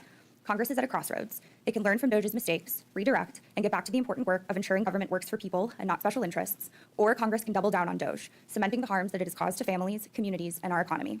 For me, the choice is clear. I encourage leaders in Congress to put this dark episode behind us and deliver a government that works for working families. Thank you, and I look forward to your questions. I now recognize myself for 5 minutes of questions. The DOGE website details much of the wasteful spending and it hits the brakes on, and it has an incredible list of top hits. Some of the spending is not just embarrassing, but it is funding actually the genital mutilation of our children, forcing the American taxpayers to pay for it. A $620. Here we go. Here we go. The actual actor. Not a bad looking woman, right? Pretty damn good looking. Like it. Huh? She's kind of scary looking, not gonna lie. I mean, she's got all the features. I mean, she's not a bad looking woman, but that is her. Better than that. I just got to go through all these pictures so y'all know what we're talking about here. Like, seriously. Look at that face. Look at that face. But yeah. 1,000 HHS grant for hashtag Transcendent Health, adapting an LGBT plus inclusive teen prevention program for transgender boys. $620,000 from HHS. It's absurd. This is disgusting, and it facilitates a lie. Here's another one. A $2,000 NIH grant for cross-sex steroid therapy and cardiovascular risk in transgender females. This is another absurd grant that was handed out. A $120,000 NIH grant for personalized 3D avatar tool development for measurement of body perception across gender identities. Here's another absurd grant that, again, tells the lie that there's more than two genders. There's only two, male and female. That's it. Something else that the American people should know about, these radical extremist judges that are playing politics from the bench, a judge ruled that this has to be protected. This is a HHS program for gender-affirming care in young people. Again, the only thing that affirms gender is the fact that there's only two sexes, male and female. And the American people should never have to pay for that lie. Ms. DeVito, in your testimony, you talk about so-called failures of DOGE in your opinion. But do you support the federal government funding HHS and NIH studies that promote the genital mutilation of children? Do you support forcing Americans to pay for genital mutilation of children? Yes or no, Ms. DeVito? Thank you for your question. I think we all agree that the government should work for people. No, I asked you, do you support genital mutilation of children and the American people having to pay for it? That's a yes or no question. I think government research is responsible for all sorts of innovations that we So employ you do, today. so for the record, you do support the American people paying for top and bottom surgeries of children. Cutting off the breast of young girls, teenage girls, and castrating teenage boys. You support the American people paying for that. I think government research is incredibly important. That's not for research, overall Ms. innovation. DeVito. That's mutilating kids' bodies before they're old enough to vote, before they're old enough to join the military, before they're old enough to even be adults. That's what you're saying the American people should pay pause for. it for a second. Just so you know, Ms. I just don't get how they don't get that. It baffles my fucking brain. Dude, the little one that I have. it. They get it. I just don't. They get it. They understand it. Here's the hypocrisy of it.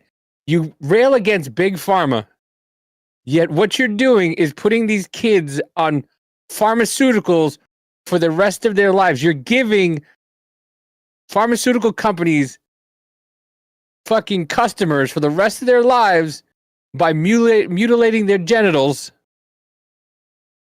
and making them take hormones and testosterone for the rest of their lives. Yet you rail against, yet you Mario or Luigi, whatever his fucking name is. Luigi! Yeah, United Healthcare, Luigi! Yay! Yet you're okay with mutilating children. You are sick fucks. I love the fact that you, in your brain, took Luigi Mangione because of Mario.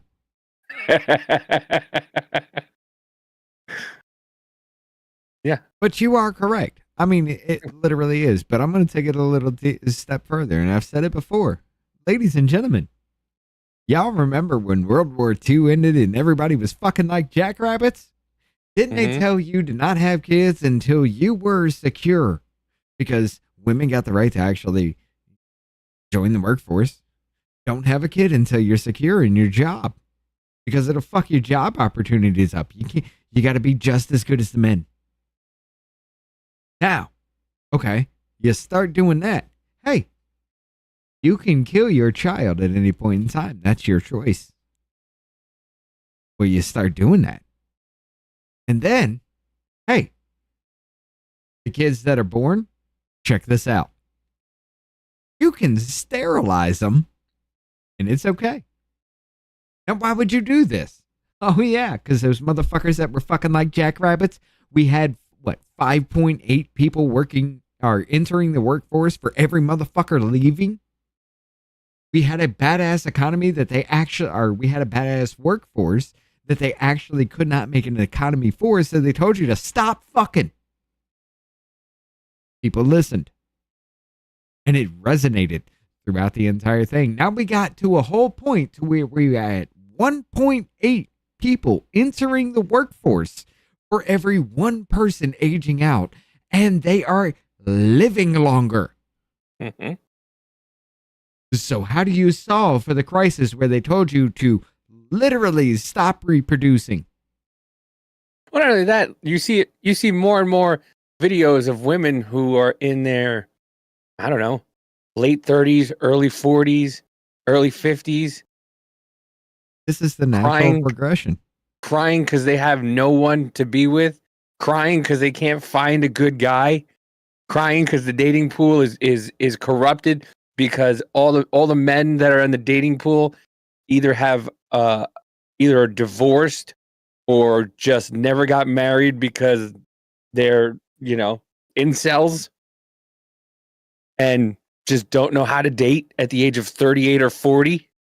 Meanwhile, these are the same motherfuckers that look like Rep Goddamn Simon. You've been in there long enough. I'm taking fucking shots. These are the same motherfuckers that look like Rep Goddamn Simon, thinking that they deserve a fucking man that makes 9 fucking figures a year. Dude, my fucking favorite is when the guys are on the street and they go, "Hey, what do you look for in a guy? Oh, he's got to be over 6 foot, make at least 6 figures, and blah blah blah blah." And the guy takes. He's got to be my age because the motherfucker's got to be literally either right out of high school making fucking bank or right out of college making fucking bank. he's got to be in his mid to late 20s and making six figures. And then the guy goes, "Oh, so you want him to be a certain height? Okay. Step on the scale." And the girls would go, that's so hateful. Well, you want a guy to be over a certain height. Why can't a guy ask you to be a certain weight? I'm goddamn 5'6.5". Fuck you, 5'7". Because if I say 6.5 inches, I sound like a goddamn child. I am a child. But that's not the point.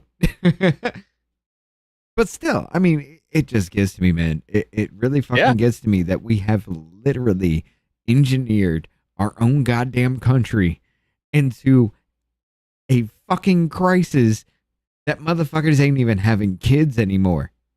And that spending that they did when they took that into account, and they're just like, hey, this economy is fucking great. We can't keep up with this. Motherfuckers, we have people unemployed because there is no job to fill their shit in this fucking country. This is awesome. Oh shit, this isn't sustainable. What do we do? Tell them to kill themselves. And it's fucking worked for this goddamn long. Until the point to where telling to kill yourself literally turned out to a goddamn crisis in this country because every fucking generation has gotten smaller. This new generation is only projected to be about 42 fucking million people. That's why they were letting the illegals in. And that at the same goddamn time, they're telling you to sterilize your fucking children. I'm sorry. Rant over. DeVito, and I'm very proud to announce Fuck it, I'm that I into have a the bill poll. called Protect Children's Innocence Act that will criminalize sex changes on children, and that bill will see a vote on the House floor, and I look forward to my Republican colleagues and hopefully Y'all Democrats say that he's come a to their plant. senses Let's see what you voting got yes with for Mr. that bill, Lips. because it's absolutely repulsive and disgusting, and America voted against that this past election. Sick.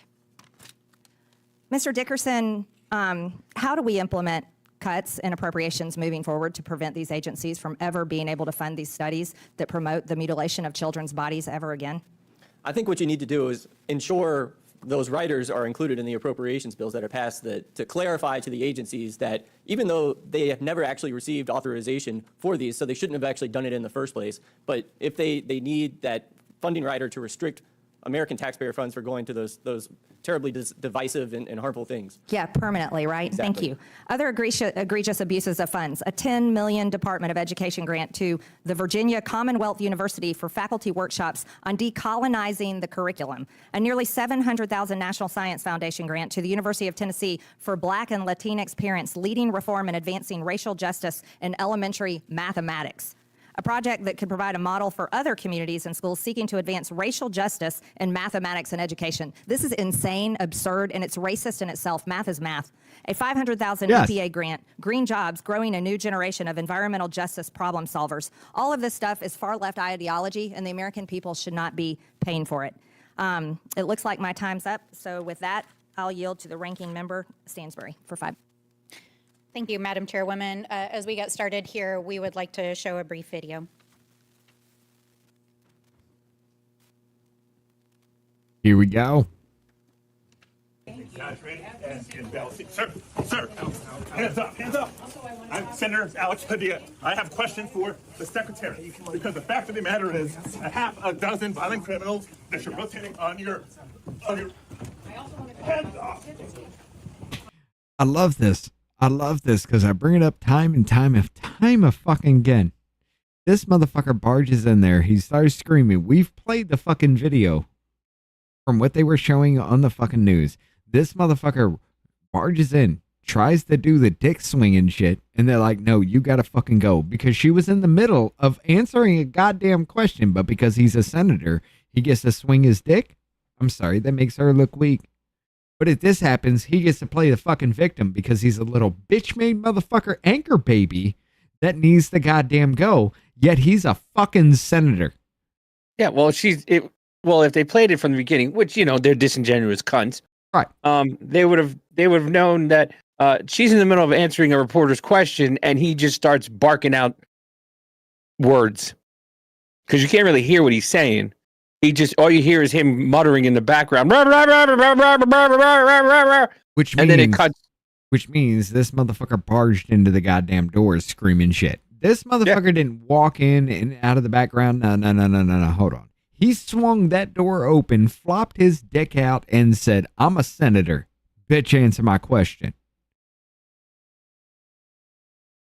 Yeah. I'm sorry. I got no fucking respect. What up, Greg? I got no fucking respect for motherfuckers like that. Because you are supposed to be the best of us. Would I do that? Fuck yeah. I'd play the same goddamn route if I wanted to win political fucking points. But I tell you right now, I have enough respect Night West for Kristi Noem, enough respect for the game as how this is fucking played. Sorry, Muffin. To slide in, wait for my moment, and be like, "Ma'am, I'm a senator. May I have a moment?" After they had answered a question. Not burst open the door, "Bitch, you're going to answer my fucking questions," and then play bitch made motherfucker when they goddamn, literally, he got on his knees himself. They didn't force him to the fucking ground. They just had their hands on his hands, and this motherfucker dropped to his knees his goddamn self. All the dude had was a fucking hand on his shoulder. And that's why I was like, this looks gay. Because he went to his knees on his own. Dude put his hand on his shoulder. He dropped to his own fucking knees so they can put him in handcuffs. And that's what I thought when I first saw that. I was like, that looks gay as shit. We covered that. We looked at that. I was like, that looks gay as shit because he just puts his hand on his shoulder and dude goes down on his knees. By the way, breaking news: Zoran Mondani is oh god damn it, New leading York. Chris Cuomo. New York, you best 187 get to on your 150. fucking shit. There ain't no goddamn way that motherfucker's leading. He's gonna win. I'm telling you right now. You got Jewish people wearing his fucking shirt. No, you don't. You got Yes, you paid do. actors wearing his shirt.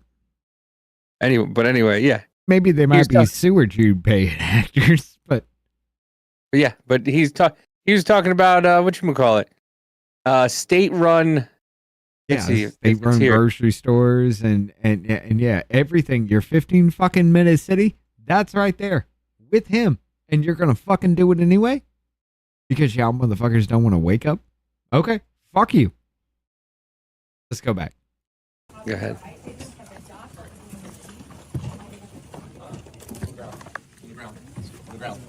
Hands behind your back. Hands behind your back. If you don't have hands, go ahead. Put me behind my back. All right. Cool. One hand. Lay flat. Okay. Rhonda has a point.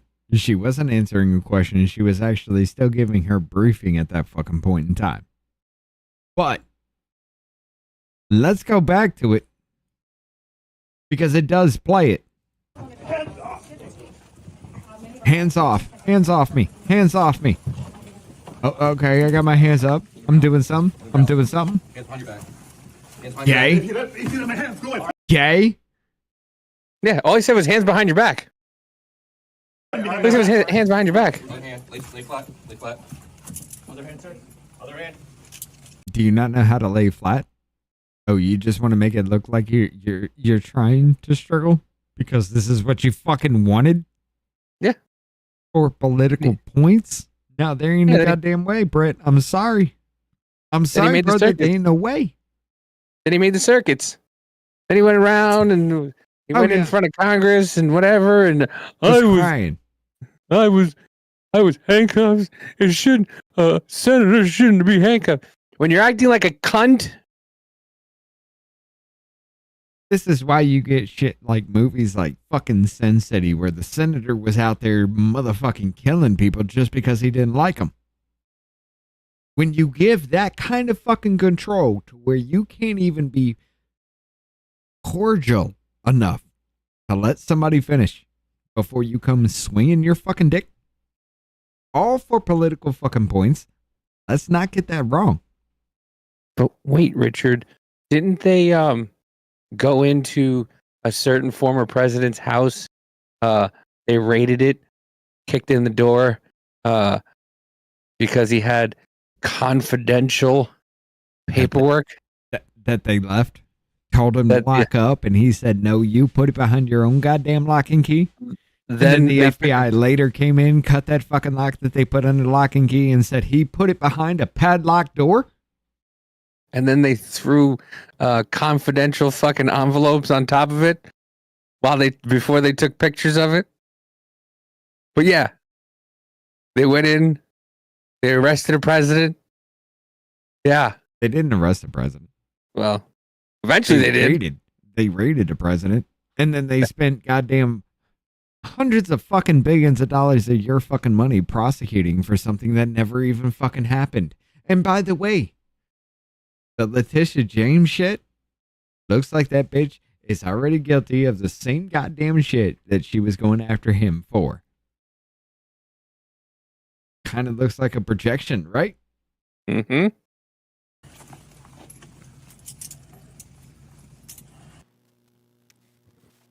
Now, I want to start by describing what we just saw there.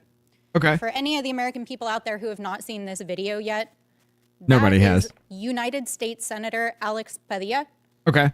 Being handcuffed. Why? In a federal building. Why? After self-identifying as a United States Senator. After he was already being pushed back by swinging his dick around because he burst into a fucking room screaming like a goddamn banshee about her answering his questions about illegal immigration. At a cabinet secretary's DHS public press conference. This happened 2 weeks ago. Yeah. A few days later, they tried to arrest a New York City official in a federal courthouse. A few days after that, a New York City official in a federal courthouse. You know what that was, right? That was aiding a fucking illegal. Well, no, the New York City in a federal. It was Lander. Yeah, it was Lander. Yeah, it was Lander. Brad Lander. Yes. Yeah. The motherfucker was running for mayor. Come on now. If you don't see it now, you'll never see it. He still is. There was a Yeah, but Zorhan's mopping the fucking floor because somehow a goddamn Muslim socialist is playing somehow the Israeli it's fucking weird when you get into his shit. I swear to God, New York City, you best light the fuck up today. Cause they're letting this motherfucker in. This motherfucker has never stood for shit. He wants your 15 minutes that he's, oh, you think it's great? You think it's fucking great that you can't go 15 minutes from your goddamn home unless you are authorized to do so. I mean, didn't you learn your lesson with the show me? I'm gonna have to mute you. Didn't you learn your lesson with the show me your papers shit for the Vax Pass? You didn't learn shit then, did you?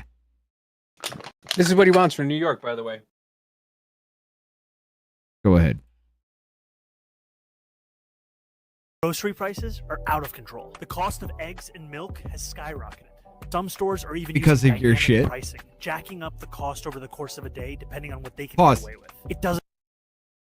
That was because of New York legislation, you know, kind of like congestive taxing and everything that they've ever fucking done. That was all because of you. You want this. You did this. So why are you trying to say because you push this that now the government must step in? Go ahead. It doesn't need to be this way. I'm Zahran Mamdani, and as mayor, I will create a network of city-owned grocery stores. I'm sorry. What was that? And as mayor, I will create a network of city-owned grocery stores. It's like a public option for produce.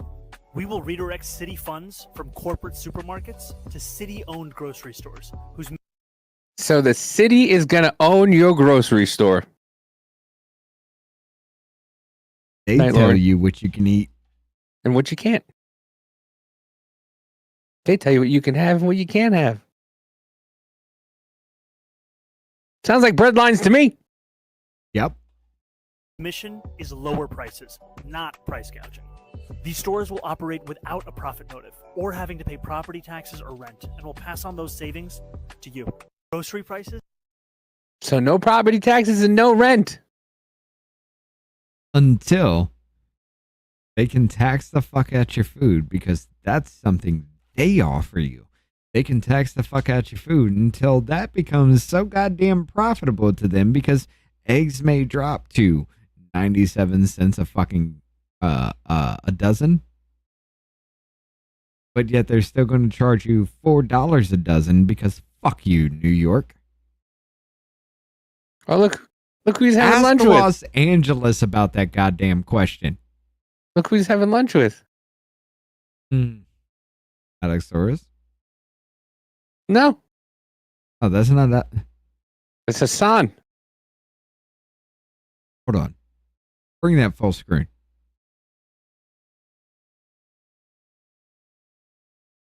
No, that goddamn is Hassan Piker.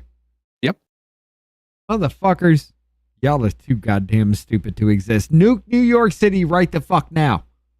See what I mean? Here.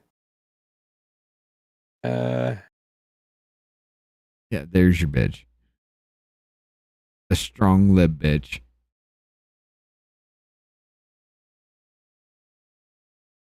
Hot girls for Zoran. America, New York City, go fuck yourself. You're fucking up. This is simply because you won't pay attention. You scream this shit. You want to riot and burn shit down, but you damn sure don't want to actually participate in changing any goddamn thing. Good job. Oh my. You're still a fucking failure. No, we can't scroll out. We can't scroll out. You can Hold on. scroll out in the background. Nope. 1 second. 1 second. I want to play this. It's 40. God damn it. Zohan Mandani barely ever had a job with just 3 years in the workforce, including a rap career and a gig for his mom.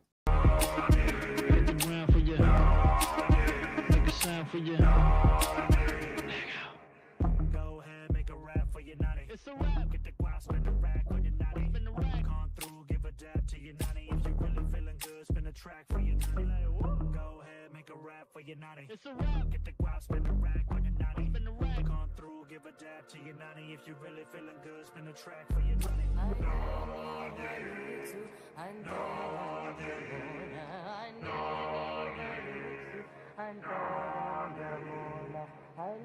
This is almost as bad as All right, I'm Lindsay. done with that goddamn dumb shit.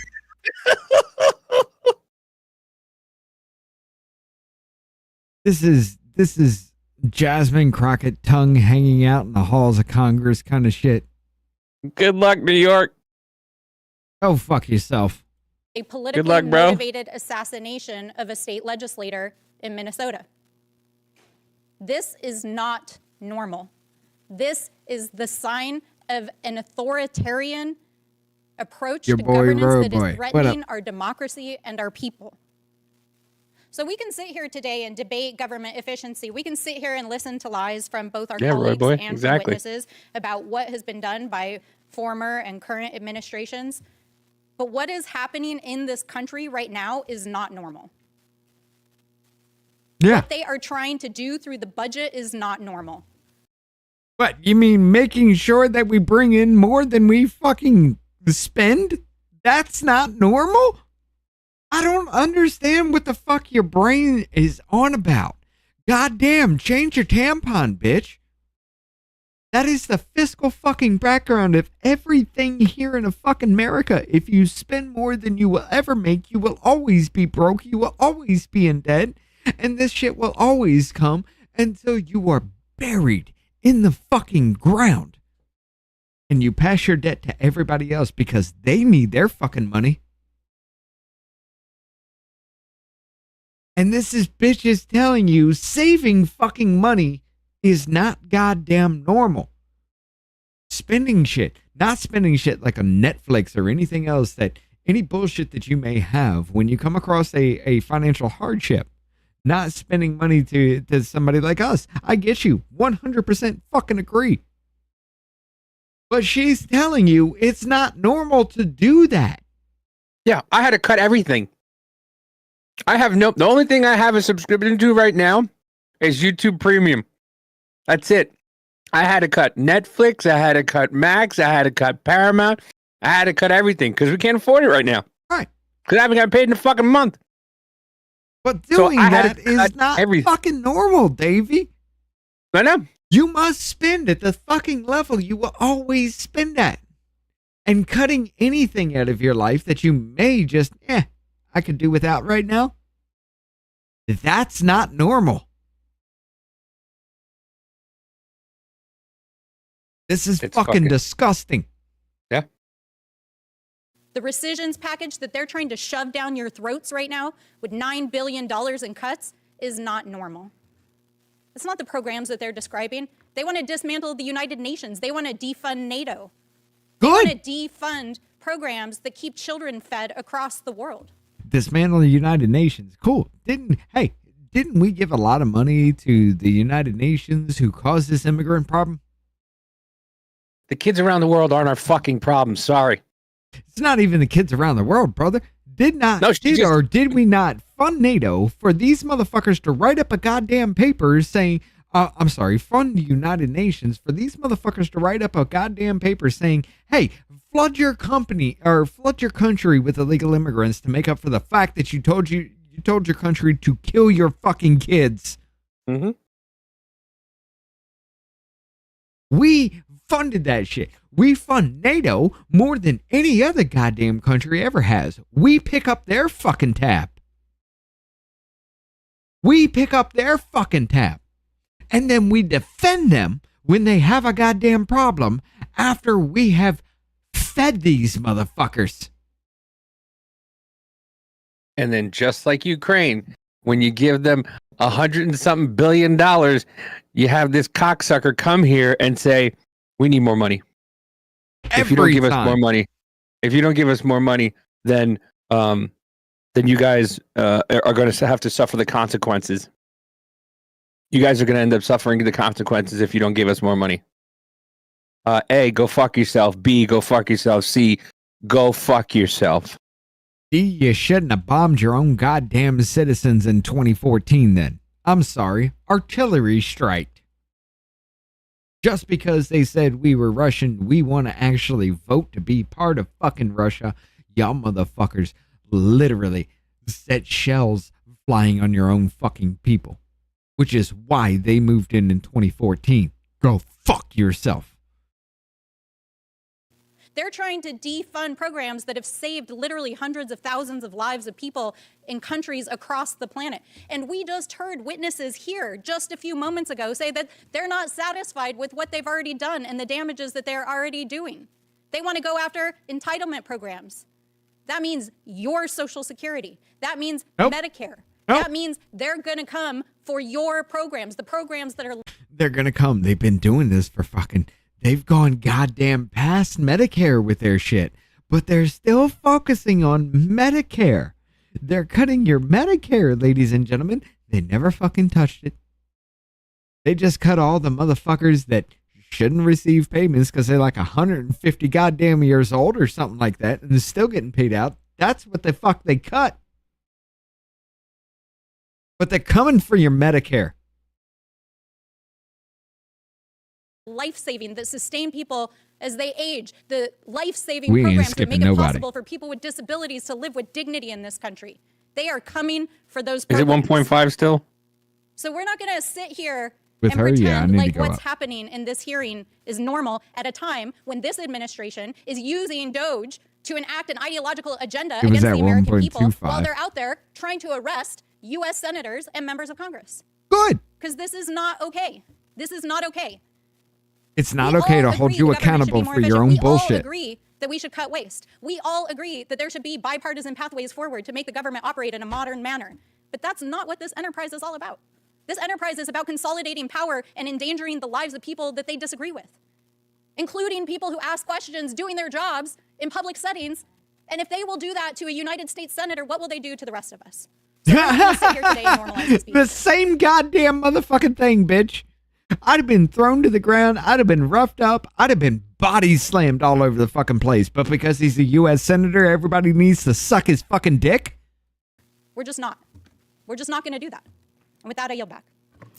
I strongly support law enforcement for protecting the Secretary of Homeland. I wouldn't recognize Senator Padilla if he walked in this room. I now recognize Mr. Timmons from South Carolina for 5 minutes. Thank you, Madam Chairwoman. We have $37 trillion in debt. We have a $1.8 trillion annual deficit. The fact that this is a partisan issue and the fact that my colleagues across the aisle are not taking this seriously is really frustrating. It's really, really frustrating. We haven't even talked about Social Security, which goes into austerity measures. My constituents and your constituents all over this country will receive 21% less if we do not save Social Security. These are just facts. This is just animated. So we have to do our job here. We have to do our job here. And some of the most important work DOGE has done in the last 6 months is just simply on increasing transparency. Their website shows the public how taxpayer funds are actually being distributed and justified on a daily basis. The DOGE initiative has shown that enhanced payment tracking and upfront verification can eliminate billions in waste. And we must make these practices standard, not exceptional. Tens of billions of dollars are lost each year to improper payments across Medicaid, unemployment insurance, SNAP, housing assistance, and more. Most people do not realize that there are 17 means-tested social safety nets that total more than 1.5. I want y'all to understand that you pay into Social Security, you pay into everything, right? Your federal taxes, everything like that. 10 billion you never see. But you pay for that 10 billion to go who the fuck knows where. $5 trillion in annual government spending. And a good portion of these are improper payments. And it is simply due to lax or outdated income verification processes. And so it's all these the different dangle social the safety nets keys that in we front of appropriately you. provide to Americans, they require that you have an income threshold that you do not meet. And we tell the states that they have leeway in how to do that, but it's a patchwork framework and it's all antiquated. Certain states require pay stubs, W-2s, other income documents to the IRS. It's just simply not enough. This is 2025. Technology can solve this problem. We should be leveraging all income sources in real time and continuously to verify eligibility for federal benefit programs. No more pay and chase, no more hoping the paperwork matches up months later, and no more guesswork. Shockingly, in the big beautiful bill, the House proposal to simply require states to confirm eligibility twice a year instead of only once resulted in $11 billion in savings. What if we confirmed income eligibility in real time? That's why I introduced H.R. 1755, the Timely and Accurate Benefits Act, or TABS Act, to require states to adopt enhanced income verification across their federal benefits programs to get people the benefits they deserve faster and to stop payments to those who no longer qualify immediately. Now let's zoom out. Income verification is one example of a broader problem. Federal agencies are swimming in waste, fraud, abuse, and... I'm sorry, brother. Let me ask you a question. If you get fired from your job, doesn't your pay stop immediately? Uh-huh. Then why does my tax dollars that I pay in, if my pay stops immediately, those tax dollars stop, why do these motherfuckers get to draw that shit forever just because?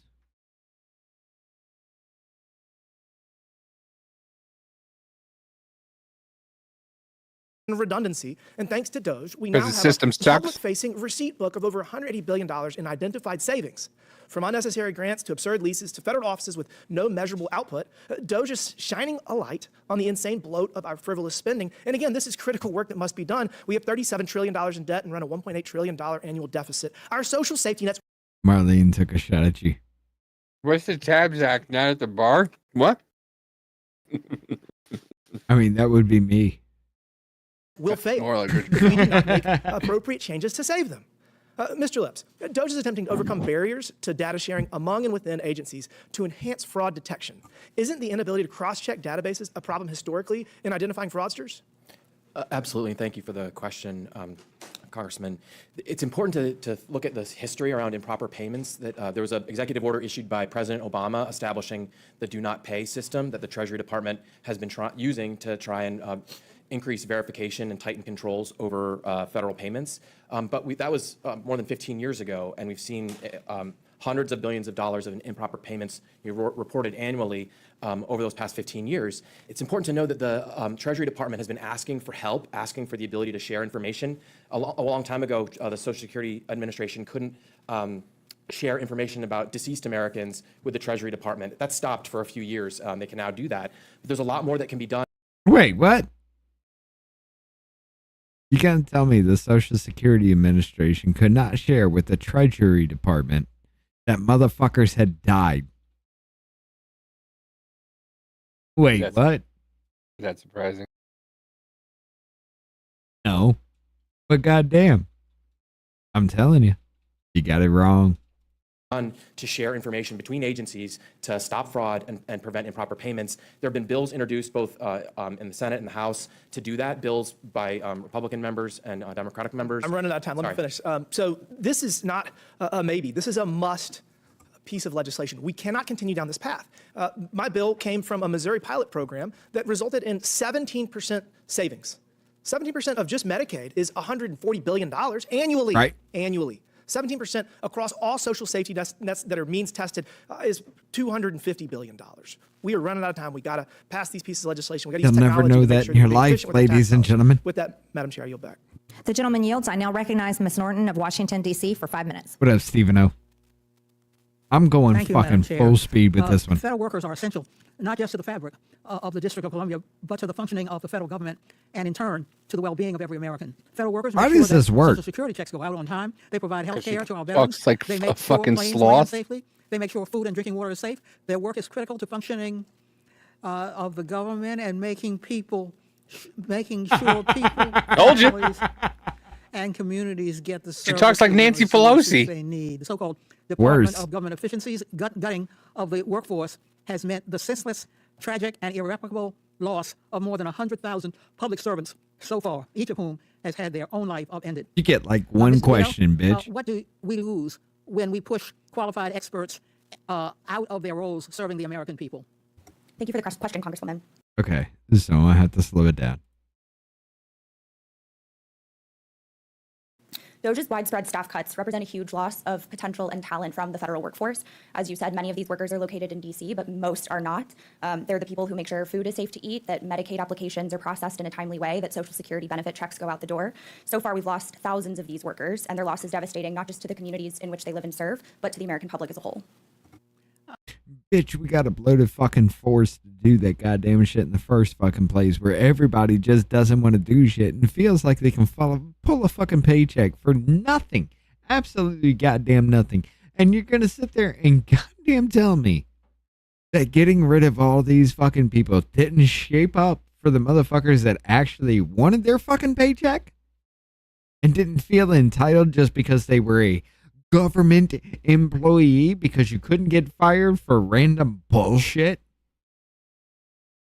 You know, like everybody else in the private sector. Or, I'm sorry, the public sector. Or for lying constantly. And Mr. Vito, and what are the effects of the Department of Government Efficiency driving early career employees from federal service? Young and probationary employees are people who, by definition, are just tending to start out in their careers in public service. Some of them might have had decades ahead of them dedicated to making sure that the government works for people. And DOGE firing probationary employees got a generation of that talent from the workforce. Oh, because they were trust fund babies. Because their people, their parents were something, so they grew up to be something. No kings, right? No, just princes and princesses. But you're literally advocating for it. Because somebody like Alex Padilla's fucking his son, just because he wants to run, he should be something because Alex Padilla is somebody right now, right? I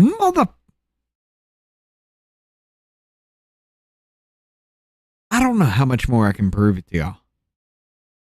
The Democrat fucking Party is not, number one, American. Number two, has anything to do with you.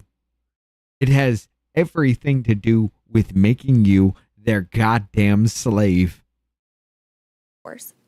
President Trump is also working to steadily politicize the federal workforce by attacking civil service protections, replacing nonpartisan federal employees with partisan loyalists, by reclassifying federal positions as political jobs, and introducing loyalty tests to the federal hiring process. Mr. Vito, how does the gutting and politicization of the federal workforce hurt everyday people, reduce access? You know, I'm going to say this. I'm going to say this, and I don't give a fuck who likes it or not. But the party who's talking about DEI all the goddamn time, these motherfuckers always have somebody who could pass as white, always leading the fray in every goddamn thing. If it's not, it's some dumbass black person leading the fucking charge every time. There's nobody with any kind of real Democrat fucking values in the Democrat Party right now. I was going to say she doesn't look white at all. No, but she's an old black woman. And you must listen to black people like Jasmine Crockett, who hangs her fucking tongue out in fucking Congress as he walks out on a fucking speech directed towards her while she begs and pleads and demands that as a member of Congress, if you want to drop a bomb, you must talk to me. I'm sorry, fucking what? You're hanging your hands out and you're hanging your tongue out in the halls of fucking Congress, dancing to a goddamn song for a TikTok video when this motherfucker wanted you there so he could talk to you. And then you're saying, oh, this motherfucker must actually consult me. Not as a goddamn motherfucking person. It doesn't matter. Me. Because I'm a member of Congress with my tongue hanging out everywhere. And I guarantee you, even though she came dead last in the Democrat Party fucking run for ranking member on the judiciary. I'm sorry, oversight. That bitch is going to be somebody. Access to the services and protections they are entitled to and generally harm committees? For the government to work for people, it needs people, workers, behind the scenes making sure that all of the vital functions of the federal government are happening in a timely manner that best serves the population. When you gut the federal workforce, you obviously lose that talent. You undermine the resources, programs, functions of the federal government. And politicizing certain agencies undermines the overall effect of those agencies. So you see a lot more politicization of things like apolitical regulators, people who are trained and focused on making sure that they are serving the interests of the public and not one particular person or administration. In April, Department of Government Efficiency officials, including a 25-year-old with no federal government experience, recklessly purged 15,000 employees of the Consumer Financial Protection Bureau. That is about 90% of the agency's workforce, which had been dedicated to protecting Americans from deceptive and abusive financial practices like predatory lending. Mr. Vito, what impact does the hollowing out of his civil service from federal government agencies and regulatory bodies like the Consumer Financial Protection Bureau have on consumers and the broader economy? The CFPB and other financial regulators don't just make sure that consumer interests are protected, but they keep the economy stable. They keep our financial system safe and secure. Yes. And that benefits businesses and families across the country. The gentlelady's time's expired. I now recognize Mr. Burleson from Missouri for 5 minutes. Thank you, Madam Chair, and thank you, everyone, for being here today. I, like everyone, my constituents, are fed up with watching Washington squander their money on frivolous programs and bloated bureaucracies, which is why the Department of Government Efficiency was the most exciting thing that when I went back home and talked to constituents about, it's the most exciting thing that was happening with this administration. And look, this is an example of what private sector can do when it's evaluating a bloated public sector system that seems to be resistant to everything. When I spoke with Mr. Musk, I warned him. I said, this place is a swamp for a reason, and you cannot rely on the politicians and the people in this town to help you in evaluating or determining places to cut. They will only deliver what they want, right? And there's a reason why Congress, it being in our hands, we're at $37 trillion in debt, and we have all of these wasted expenditures. So, Mr. Dickerson, I'm going to ask you three the same question. If you had anything to say to the DOGE efforts, to the DOGE team, and to Mr. Musk, what would you say? I would say keep up the good. It's been a good start so far, and keep up the good work. Mr. Burton? Excuse me. I think there's a need for them to get beyond just canceling grants and starting to work with you to draft legislation to make these changes permanent. If Congress ultimately doesn't act either through appropriations bills or rescissions, it's going to be ephemeral. There's also the need to make changes on the regulatory front. There's needs to change various secretary directives. They need to take it to the next step to bring it home, and they haven't done that. Thank you. Mr. Lips? I agree with that point. I think the most important thing they could do now would be to work with the members of this committee and the Congress on government efficiency reforms, many of which I think should have broad support among lawmakers. Mr. Vito, let me ask you this. You've seen a lot of the DOGE cuts in the programs. Is there a single one that you would have agreed with? A single one? Part of the problem, I think, with DOGE... The answer, yes or no, don't eat up my time. Is there a single one that you would have agreed with? I don't think there is a yes or no answer to that question. Okay. Well, I'm not going to waste my time. I want to dive into Mr. Burton and what you said. So the question is, why isn't Congress, what should happen to force Congress to actually make these cuts that have been identified? Congress needs to legislate, and it hasn't been. I mean, the GAO has made countless proposals. The improper payments have been around for decades and literally involve trillions of dollars. No one's fixed that. That's one of the few things, though, that the administration has the ability through administrative changes to do on their own, because they're legally required not to spend that money, and yet it's going on. Congress needs to appropriate the appropriators. There needs to be changes in the authorizing committee. A lot of the grants that the chairwoman was referencing could be prohibited through authorizing legislation. Congress needs to legislate, and in some level, it sort of has forgotten how to do so. Do you think that we could? Yes. You do? In fact, I'm old enough to remember when you guys did. Well, I may be just above being black-pilled at this point, so you're giving me a little bit of hope here. But Mr. Dickerson, if you could make one significant change, what would be the most significant change or policy change that we could do that would save taxpayers' dollars? I think one of the most important things you can do is exactly what you're doing in the One Big Beautiful Bill reconciliation package, which is reform our welfare programs that literally pay people to stay out of the workforce and have entirely the wrong disincentives, so that we can actually preserve benefits for people who are actually needy, right? Things like income verification that Mr. Timmons was talking about, that's so essential to do. Mr. Lips, if you could change one thing, if we passed one thing, what would we do? I'd recommend strengthening the do not pay data that's available to the Treasury Department. This is a bipartisan measure that could be, I think, passed through the House and Senate. It would provide access to Treasury to stop improper payments and fraud. Thank you. I yield back. The gentleman's time has expired. I now recognize Mr. Kassar from Texas for 5 minutes. Good morning. Today, Republicans have called this DOGE hearing called Locking in the DOGE Cuts, Ending Waste, Fraud, and Abuse for Good. And I'm deeply concerned about the cuts that DOGE has made to services for our veterans. So I want to ask our pro-DOGE witnesses today some questions about those cuts.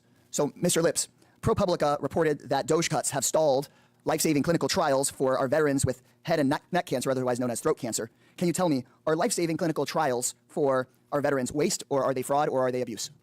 I think that's an area of government that is certainly vital, and that there's many things that can be done to improve VA services. I do not know all that DOGE has done for the VA, and I think that if there's anywhere where you could repurpose funds from these wastes that we're talking about, hundreds of billions of dollars misspent. But if they cut the clinical trials that are helping our veterans with throat cancer, do you agree with those cuts? No. Thank you. Mr. Dickerson, leaked documents revealed that a VA hospital in rural Illinois was just forced to close its acute care unit to new patients due to the DOGE cuts. Can you tell me, is closing the doors of a VA acute care unit waste, or is it fraud, or is it abuse? I don't know all the details about that particular instance, but I think that... Would you say it's a big problem if DOGE cuts cause the closing of an acute care facility in a VA hospital? Like I said, I think if funding that facility is a priority, we're running a $2 trillion annual. I think it is. I think it is a priority. So we can repurpose funds to something if it's a priority. So you think that if it's not a priority, that it's waste? All right, here it is. I think that's for Congress and the administration to work. Hold up.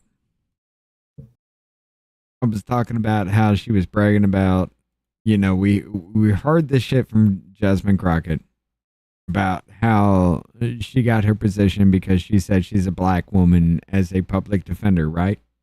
Mm-hmm. Check this shit out. This comes from actually black conservative perspective here. Let me actually get back to I need to unmute this. Yeah, there we go. Got so much amazing talent. I'm missing the whole point. Okay, here we go. Hold up. Died in office. I also want to make sure that we're amplifying the voices. We've got so much amazing talent that's on that committee, but we need a leader that literally can lift up the entire team so that people say, you know what, we actually starting to believe in the Democrats. There's more than just one or two of them that are fighting. We just got to be real and we got to go hard, right? Like there's only one person Donald Trump does not want in that seat. It is me, like point blank period. This doesn't mean that I plan. This is when she was running for the ranking member for the Oversight Committee. There's one person he doesn't want in that seat, and it is me. Point blank, period.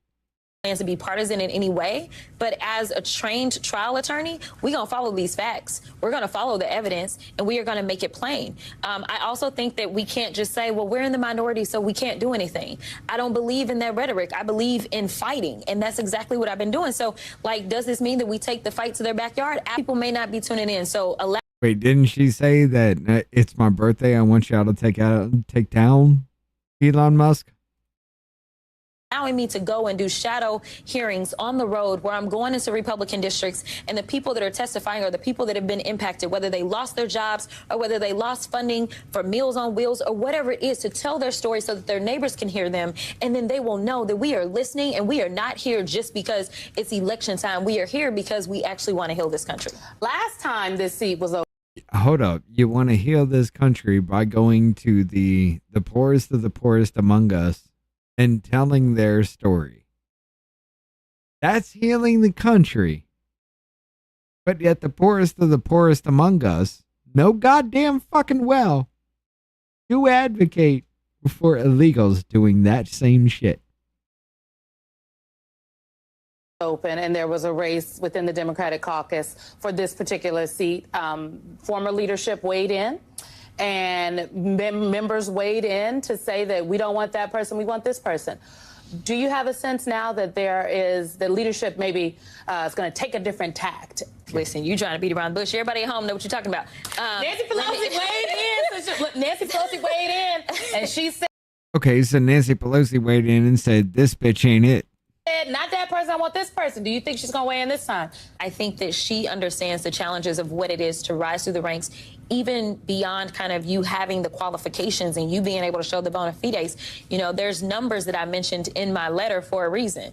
Like, you talk about your numbers because they're strong, right? Like, it's not really normal for a freshman to raise over $4 million for DCCC. It's not.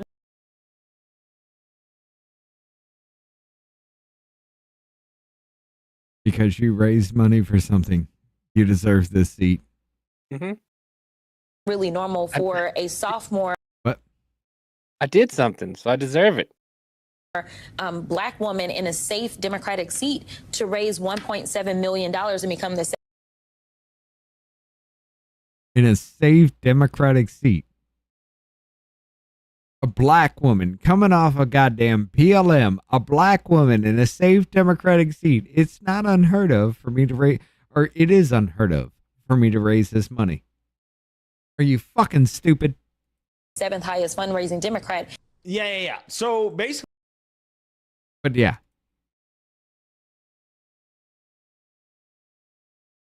This bitch, I swear to fucking God. She is literally whatever the fuck you want me to do, whatever the fuck's going to get me there, and however the fuck I need to do it. She is the Lindy goddamn fucking Lee, and she helps to make the laws to tell you how to live your fucking life. Kicking the fucking balls, ain't it, America? I gotta pee. Work together to determine. Exactly. It's for Congress to work on, and the administration should not be calling our acute care veterans facilities waste and closing the doors of an acute care facility without Congress. And frankly, it is a priority, I believe, of the American people to care for our veterans. Mr. Burton, Trump recently eliminated the VA Services Purchasing Program, which just last year helped more than 33,000 veterans make sure that they don't get behind on their mortgage and they don't get thrown out of their home. Can you tell me, is this program that DOGE cut, is it waste, is it fraud, or is it abuse? That's highly fact dependent, and I'm not that familiar with that program. I will tell you. And I'll tell you, Mr. Burton, I'm familiar with it. It helped 33,000 of our veterans not lose their homes. And in my view, our veterans are not waste, fraud, or abuse, nor are they a piggy bank for billionaires' tax cuts like Elon Musk. I doubt anyone. This is my time, Mr. Burton. Yep. Fine. I am deeply concerned that President Trump will take reckless action to risk sending more American troops into endless wars in the Middle East. But back at home, he's breaking the sacred promise to our veterans to care for them when and if they come back. Donald Trump has already tried to fire thousands of people at the VA, and recent reporting shows that there are plans to try to fire 80,000 people at the VA. These reckless DOGE cuts have thrown VA hospitals into chaos, and in my own district, I've gotten reports of veterans waiting months for basic services like a wheelchair. I represent San Antonio, Texas, Military City, USA, where we honor the My screen. What's up? VA Secretary Doug Collins. This morning, we announced Department of Veteran Affairs has processed more than 2 million disability claims, faster than ever before. We're reducing our disability backlog and getting veterans the answers they deserve quicker. Oh, but people are waiting for wheelchairs? Why is that? One of the things that this morning, we were able to actually announce that we have finished 2 million disability claims this year faster than has ever been done in light of all of this going on, and we're looking to be 14% higher over the year by the year end of processing disability claims. When I took over in February and January 20th, and when I came in the first week of February, was 260,000 of our backlog disabilities over 125 days. That number is now under 190. We've cut almost 71,000 off of our disability claims in a little over 3.5 months. What that does. It clears up our backlog. It gets our answers to our veterans quicker, and it makes sure they get what they want and what they need. One of the things that this morning we were able to. Who's lying? I mean, it's always got to be the motherfucker with an agenda, right? Jennifer with the dono. Gregorio Heiss for Congress versus Crockett. Nah, look. She's trying to raise money to fight because there's some redistricting going on in her neighborhood because of redistricting that went on in her neighborhood so that there were more black voters than white voters. And now she's fighting for that remapping to make it more fair. She needs your money to do so. It never fucking ends. It's always your money. Your money to keep me there so I can continue to fuck you in the ass with no lube. Of our men and women in uniform. And if we want to honor our veterans, we honor it with more than just words. We take actions to care for them when they come home. We don't needlessly send people into harm's way, and we don't cut their services for when they come home. This hearing should not be holding hearings. The committee should not be holding hearings on locking in DOGE cuts. We should be holding hearings about restoring services for our veterans. And while DOGE is screwing over our veterans, the administration is also stealing from seniors. We just learned about a huge new scandal that every senior in America needs to hear about. After Trump and Musk made massive cuts to the staff at the Social Security Administration, they've scrubbed government websites of information about how long it takes to get your phone call answered. They have erased from the websites the delays that it takes to process benefit claims. They have wiped away what used to be publicly available about how long it takes to respond to a 1-800 call at... Because they took away somebody to sit there and say, yeah, this took about 17 minutes. That took about 5. That took about 14. That took about 2. Let's average that together. That's your wait time. Is something done by a goddamn computer? But because they cut that the fuck out, it's a problem. The Social Security Administration. This is a cover-up. And why are they covering it up? Because wait times have exploded. A brave whistleblower just estimated that Trump's changes and Elon Musk's cuts have doubled the amount of time it takes to process a Social Security claim. Everybody needs to hear about it. Social Security is not Elon Musk's piggy bank. I yield back. It's taken twice as long to take a Social Security claim. Because you might be 150 fucking years old trying to claim Social Security. The gentleman yells, no one loves veterans more than President Trump, and he's made that apparent. That's why he's working for peace Madam Chair, right now. it's not your time. I'm the chair of this committee. That's not how I'm the chair. parliamentary procedure works. You're not recognized. Slow it the fuck down. Because she made a statement. Stansbury's pussy just started gushing blood. Ms. Stanbury, You're not recognized either. You can't just speak anytime you want. I'm the chair of this committee. That's not how it Ms. works. Stansbury, you're not recognized. Madam Chairwoman, that is not how Ms. Stansbury, you're not recognized. All day, but that's not how Ms. Stansbury, you're not recognized. We're going to get you a Robert's Ms. Rules of Stansbury, Order you're and not. the Point of order. Ms. Stansbury, so you're that not you can- recognized. so that Point you of can order. Understand parliamentary procedure. Because she spoke, Stansbury's pussy just started gushing blood. Because she said, what, 2 sentences? This bitch just started gushing fucking blood. Point of order. Okay. Point of order. All right, Madam Chair, calm down. Let's move on. Ms. Stansbury, you're not recognized. Point of order. Madam Chair, I've got oh, I'm sorry, you had a point of order. So, Go ahead. Madam Chair, can we decide who's going to speak first and we don't?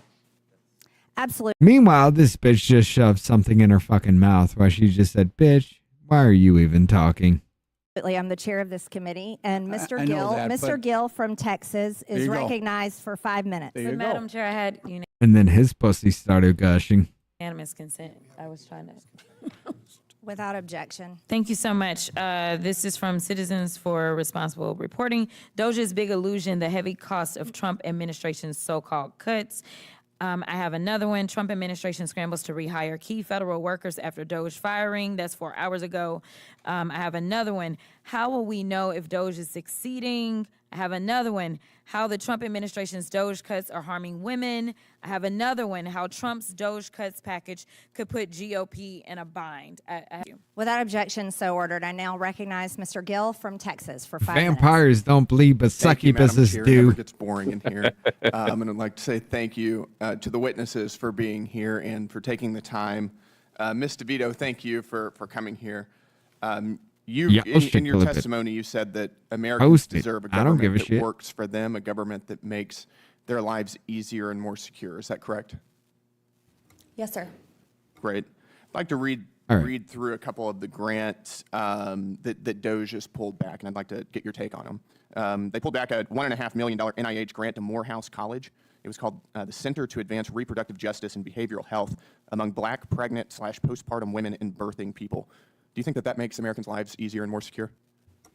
I think that medical and scientific research of all types. Do you think that constitutes critical research, according to your testimony? NIH grants are critical research? I think that government research of all types in the medical... Including a birthing people? I think bench research of all types plays a fundamental What is a role. birthing person? Sir, I am here to talk about the DOGE impact. Well, I'm asking you about this grant, and you're defending it. So I'm asking you what... This is why I did Mr. Gill with that clip. This is why I did this. He's literally leading her into her own goddamn trap. Yet again, just like the covert white supremacist thing. Is it a fucking talking point? Does it do anything for us? Absolutely goddamn not. Is it fun? Fuck yes. Who is birthing people? I am not familiar with this grant. I take a position that all kinds of government research, medical, pharmaceutical... Is a birthing person a woman? You're not familiar with the grant, but you take the position that all kinds of money must be spent on whatever grant. It doesn't matter. If it's medical, it needs to be spent. Is that another word for female? That is outside the scope of my expertise. Seems like erasure language to me. I've been told that type of vernacular constitutes erasure language. How about another one? How about the conference, Gender Equity in the Mathematical Study of Commutative Algebra? Do you think that's a valid form of government spending? I think mathematical research of all types is deserving of government. What about studying, and this is directly from the National Science Foundation's website, women and non-binary mathematicians?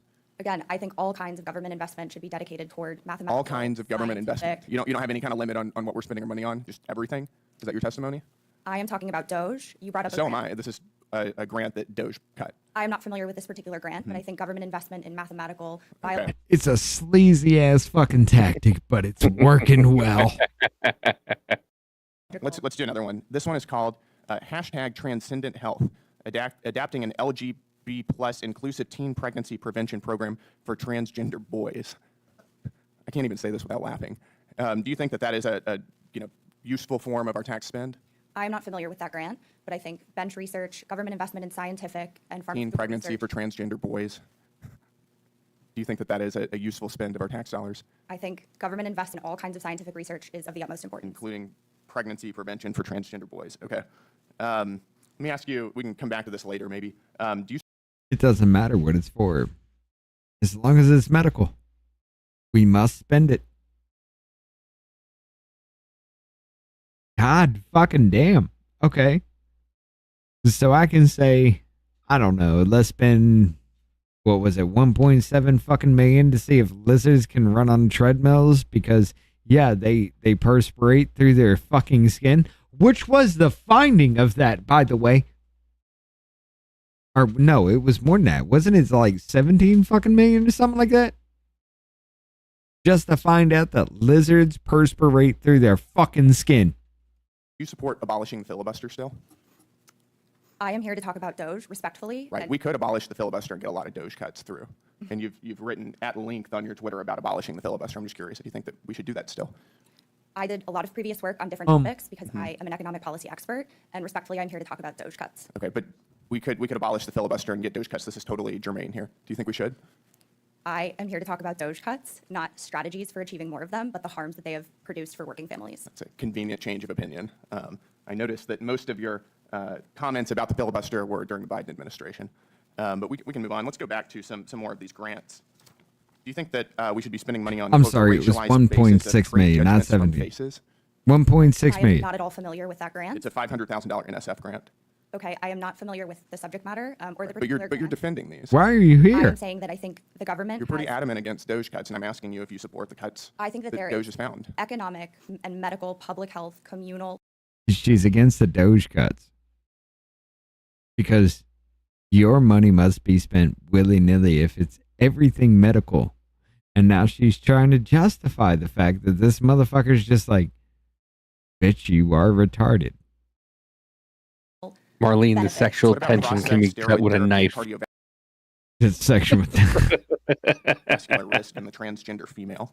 Again, I think government investment in scientific research is Right. important. Thank you for your testimony. I appreciate it. The gentleman's time has expired. I now recognize Ms. Crockett from Texas for 5 minutes. Yes, Madam Chair. Here I'd we actually like to go. subpoena, the former head of DOGE, if we could Here we go. subpoena Elon Musk. Can we take a vote on that? Ladies and gentlemen.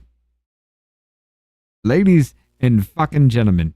As soon as this bitch got to talking. Gentleman's time has expired. I now recognize Ms. Crockett from Texas for 5 minutes. Yes, Madam Chair. I'd actually like to subpoena the former head of DOGE, if we could subpoena Elon Musk. Can we take a vote on that?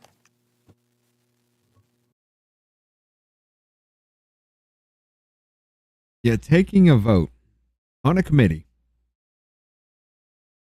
that is not prepared to take a goddamn vote. You knew you were going to do this shit. You're taking a vote to subpoena Elon Musk when all you have to do is actually just say, hey, bitch, you want to come in here and talk? And I guarantee you, the Asperger's man would sit the fuck down and listen to you bleed your fucking pussies out about how he's such a bad fucking man for saving the American fucking taxpayer so you can have tampons in the boys' bathroom? I'm sorry, but instead of doing that, you put it to a goddamn vote. This hearing will suspend. Is the clerk in place? Do we have a clerk? Can I make a motion that we subpoena Elon Musk right now? Is the clerk in place? No, this is why you did it. Because this hearing wasn't about taking fucking votes. So nobody's on goddamn deck to do that shit. But you did it I like anyway. how she's just and then I like tried how to she's say, just demanding things. Right. She's just sitting there going, I want to vote. I want to subpoena Elon Musk. this was the same bitch that was saying the president must consult with me before doing any goddamn thing. Yeah.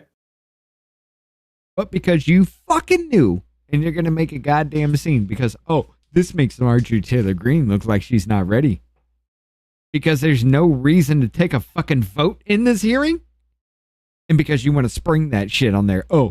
She looks, we're not prepared to do this. What the fuck? The hearing has suspended. Oh, what?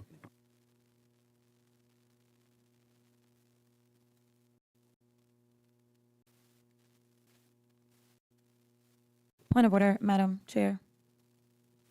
We're suspended. Point of inquiry? I'm trying to ask a question. The hearing is suspended. If you can have some patience, we're suspended. Which means shut the goddamn fuck up, you stupid bitch. Because everything stops because you're a stupid fucking bitch. But yet, because you caused this incident, now you're going to try to play it up like you're trying to be silenced as a goddamn black woman because you're a stupid fucking bitch. The hearing will now resume. Ms. Crockett, do you have a motion? I didn't have a motion. I had a point of order. I was trying to determine how long it was going to take for us to call the roll. I can call it if. Bitch, the suspension means everything shuts the fuck up until that goddamn point. But you're bringing up the fact that you tried to fucking speak when you were told to shut the fuck up in the first place.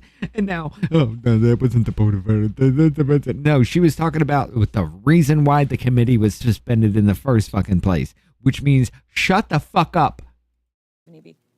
Well, if you're not making a motion, then Already made you the can motion. continue with your 5 minutes of The questioning. motion was to subpoena Elon Musk, who was heading DOGE, who is the one that made the recommendations for these cuts, yet he is yet to come before this committee. And last time I checked, none of the witnesses sitting here know anything about DOGE except for what they read on the internet. I want to talk to the person. This isn't either. You've made your motion. Okay, well, you were asking, so I wanted to make sure you made your understood. motion. Okay, thank you.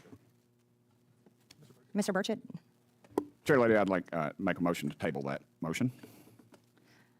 The motion is not debatable, as many are in favor of tabling. Because I can't just say some random dumb shit. Because I can't do my random dumb shit. The motion signify by saying aye. Aye.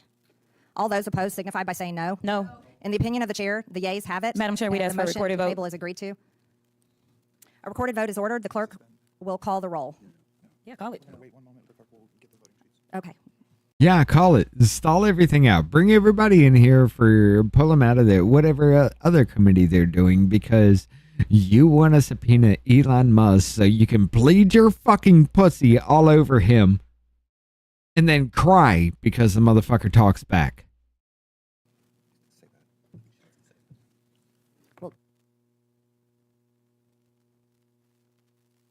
The clerk will prepare for the vote, and then we'll go from there. The hearing. Your fucking government fails you every goddamn time.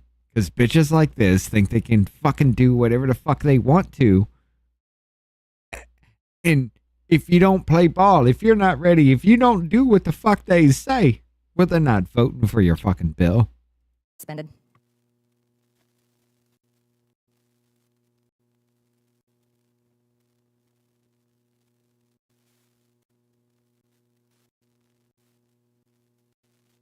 Now you gotta call for a clerk. They gotta get ready. They gotta print shit out. They gotta actually do the fucking shit because you're a stupid goddamn fucking whore that wants your goddamn way every time you open your fucking mouth.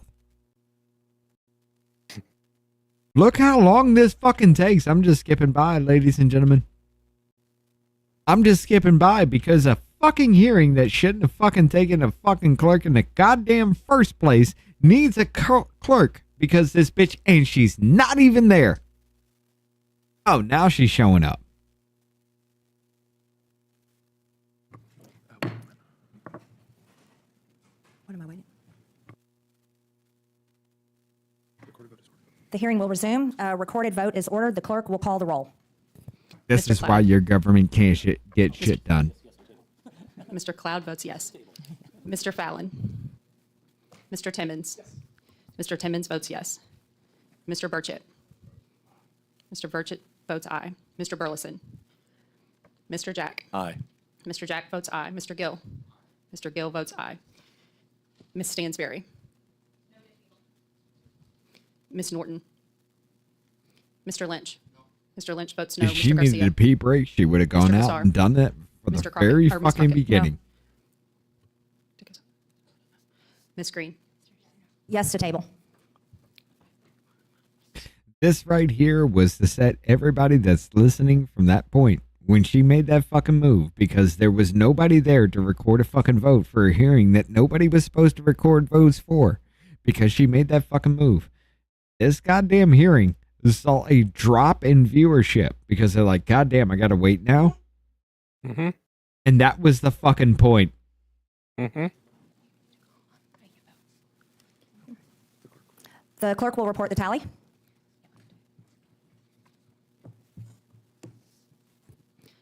Madam Chair, the ayes are yes, the noes are 4. The yeas. The ayes are yes, They're the yes. noes are 4. I had to play that back 3 fucking times to make sure that I heard that. The ayes are yes, the noes are 4. Ayes have it, and the motion to table is agreed to. The committee will now resume. I now recognize Ms. Crockett for 5 minutes. Thank you so much. You know what? It's interesting because we sit here in And the nobody Department of Government calls that Efficiency out. Subcommittee, and the most inefficient thing that we have done since we have had the invention of this 20 nonsense years. was the fact that we have decided that we will not do accountability or oversight over DOGE because we have failed to bring in the person who actually runs DOGE. In fact, we have decided, or actually y'all decided, that we wouldn't even debate why it is that we should or should not subpoena Elon Musk. In fact, y'all are just trying to get rid of the musky smell because it wasn't working out very well for you. And now you want to pretend as if you are coming in here to do exactly what your constituents want you to do. But the last time I checked, y'all didn't want to go talk to your constituents because if there was one thing they were complaining about, it was Elon and it was DOGE. You didn't want to hear those. And listen, if I had No, it wasn't. No, it goddamn wasn't. No. time, I would run the tape, but I only got 5 minutes because there's plenty of video footage of all of y'all getting your butts handed to you when you went home and people told you how they felt about DOGE. So let's talk about it for a quick second. Americans are looking for help, but instead... Oh, where they're talking about, hey, the media is telling me this, what you got to say? And that's the ass handing that you're fucking talking about? Or the fact that y'all had plants and a lot of prominent motherfuckers and they were just there to scream and yell and act a fucking fool? Because their questions were so goddamn fucking insane, there ain't no motherfucking way any normal human fucking being would have been pissed about transgender comic books in Peru or whatever the fuck that was. There ain't no goddamn fucking way. Of offering it to them, the Republicans have unleashed the most aggressive Oh, attack you're on the talking working about class the veterans and families everything in like American that? history. and they have been excited to do so. In That fact, was they are an here today applause arguing to make until all y'all chaos, fucking confusion, and did it destruction caused to by make DOGE Doge permanent. look They want bad. hungry kids to be permanent. They want sicker Americans to be permanent. They want homeless veterans to be permanent. Shuttered hospitals to be permanent. Disrupted Social Security benefits to be permanent. They sold out their constituents to give permanent tax breaks to billionaires, and they're doing it. And now they want to have a victory lap, celebrating the pain of their constituents. So, Ms. DeVito, let's go through some of the things that the Republicans have done to see if they're helpful or harmful to Americans. Helpful or harmful? Stripping health care away from 16 million people. I would say harmful. Laying off hundreds of thousands of federal workers. Harmful. Disrupting or delaying federal services such as Social Security. Harmful. Medicaid. Harmful. SNAP benefits. Harmful. Cutting billions from agencies like NIH. Harmful. EPA. Harmful. HUD. Harmful. FDA. Harmful. All right, seems like you understand the assignment. There's an entire agenda in that. Well, it seems like you understand the assignment because you were sent here for us to literally lick our fucking chocolate starfish. That is attacking the working class Americans from start to finish. And then the thing is, they told us that they were going to do this, but, you know, they pretended as if they knew nothing about the playbook that was laid out by good old Heritage Foundation. All of this talk about lowering costs and reducing waste is absolute BS. Their agenda is about one thing, making the federal government so weak that they can exploit it for their personal gain. They're stealing your data to help their companies. They're taking away your healthcare and food assistance to fund tax cuts for billionaires. Their agenda is pro-disinformation, pro-obstruction, pro- Bitch, it was your party that allowed all this shit, but okay. greed, and pro-exploitation. If you didn't know, that's what DOGE actually spells out. D, disinformation. O, obstruction. G, greed. And E, exploitation. And congressional Republicans have been complicit in this agenda. They've helped this administration terrorize the public. They've allowed this administration to launch the country into a war without congressional approval. And while we're talking about saving money, let me tell you, just dropping those few bombs in one day, that was the beginning of what is going to be a very long bill for us as they talk about being efficient. There was nothing efficient about doing it. And maybe if there was some consultation, maybe with those that say have constitutional authority, since we care about the Constitution, then maybe we could have saved the American people not only money, but the lives that are now at risk as we have to put out warnings for American citizens in this country and abroad. Maybe we need to start leading with the people at the middle of what it is that is guiding us instead of following one person. The reason that people like me say things like y'all are in a cult is because somehow people are abdicating their... It's because we called you the motherfuckers in a cult, and you just took that fucking ammunition, the spent cartridges, picked it up, and threw it back at my face with the... No, you're in a and thought cult. it was going to do something. You're right. You're right. It is that Joe God- Biden. Joe Biden's in cognitive decline. Donald Trump's in cognitive decline. It is that goddamn kindergarten sandbox bullshit. You throw an accusation at somebody and they say, no, you are. Every fucking time. And you think that it's going to do something for you. Why you're looking like, what is that goddamn? In living color. That meme. Oh, Shanae? No, that was Martin. In living color, that meme. Bring up that meme of Jasmine Crockett looking like the Damon Wayans bitch from In Living Color. I thought it was Jamie Foxx. The very people... It could be Jamie Foxx, but yeah. No, that is Fox. Yeah, you're right. that put them into office. But I got 30 seconds. They've allowed this administration to steal congressionally approved money for cancer research and food delivery to vulnerable communities. They've allowed Elon Musk to infiltrate your medical records and banking data. They've allowed this administration to ignore court rulings, and now Republicans are here patting themselves on the back, literally arguing to make this chaos permanent. So Americans are going to continue to live through chaos and destruction that has been occurring ever since he swore in January. And I hope y'all remember who caused this, because it wasn't The just Trump gentlelady's this time has it was expired. Also the congressional Republicans. The gentlelady's time has expired. I told you. She keeps showing her fucking ass. She's going to be something for the Democrats. Why? Because the Democrats think their word, like they literally burnt this country down to take fucking control of it. And then as American citizens, we said, fuck no. And this bitch is just like, just because I'm in the minority class and I'm a black fucking woman, you can't overtalk me.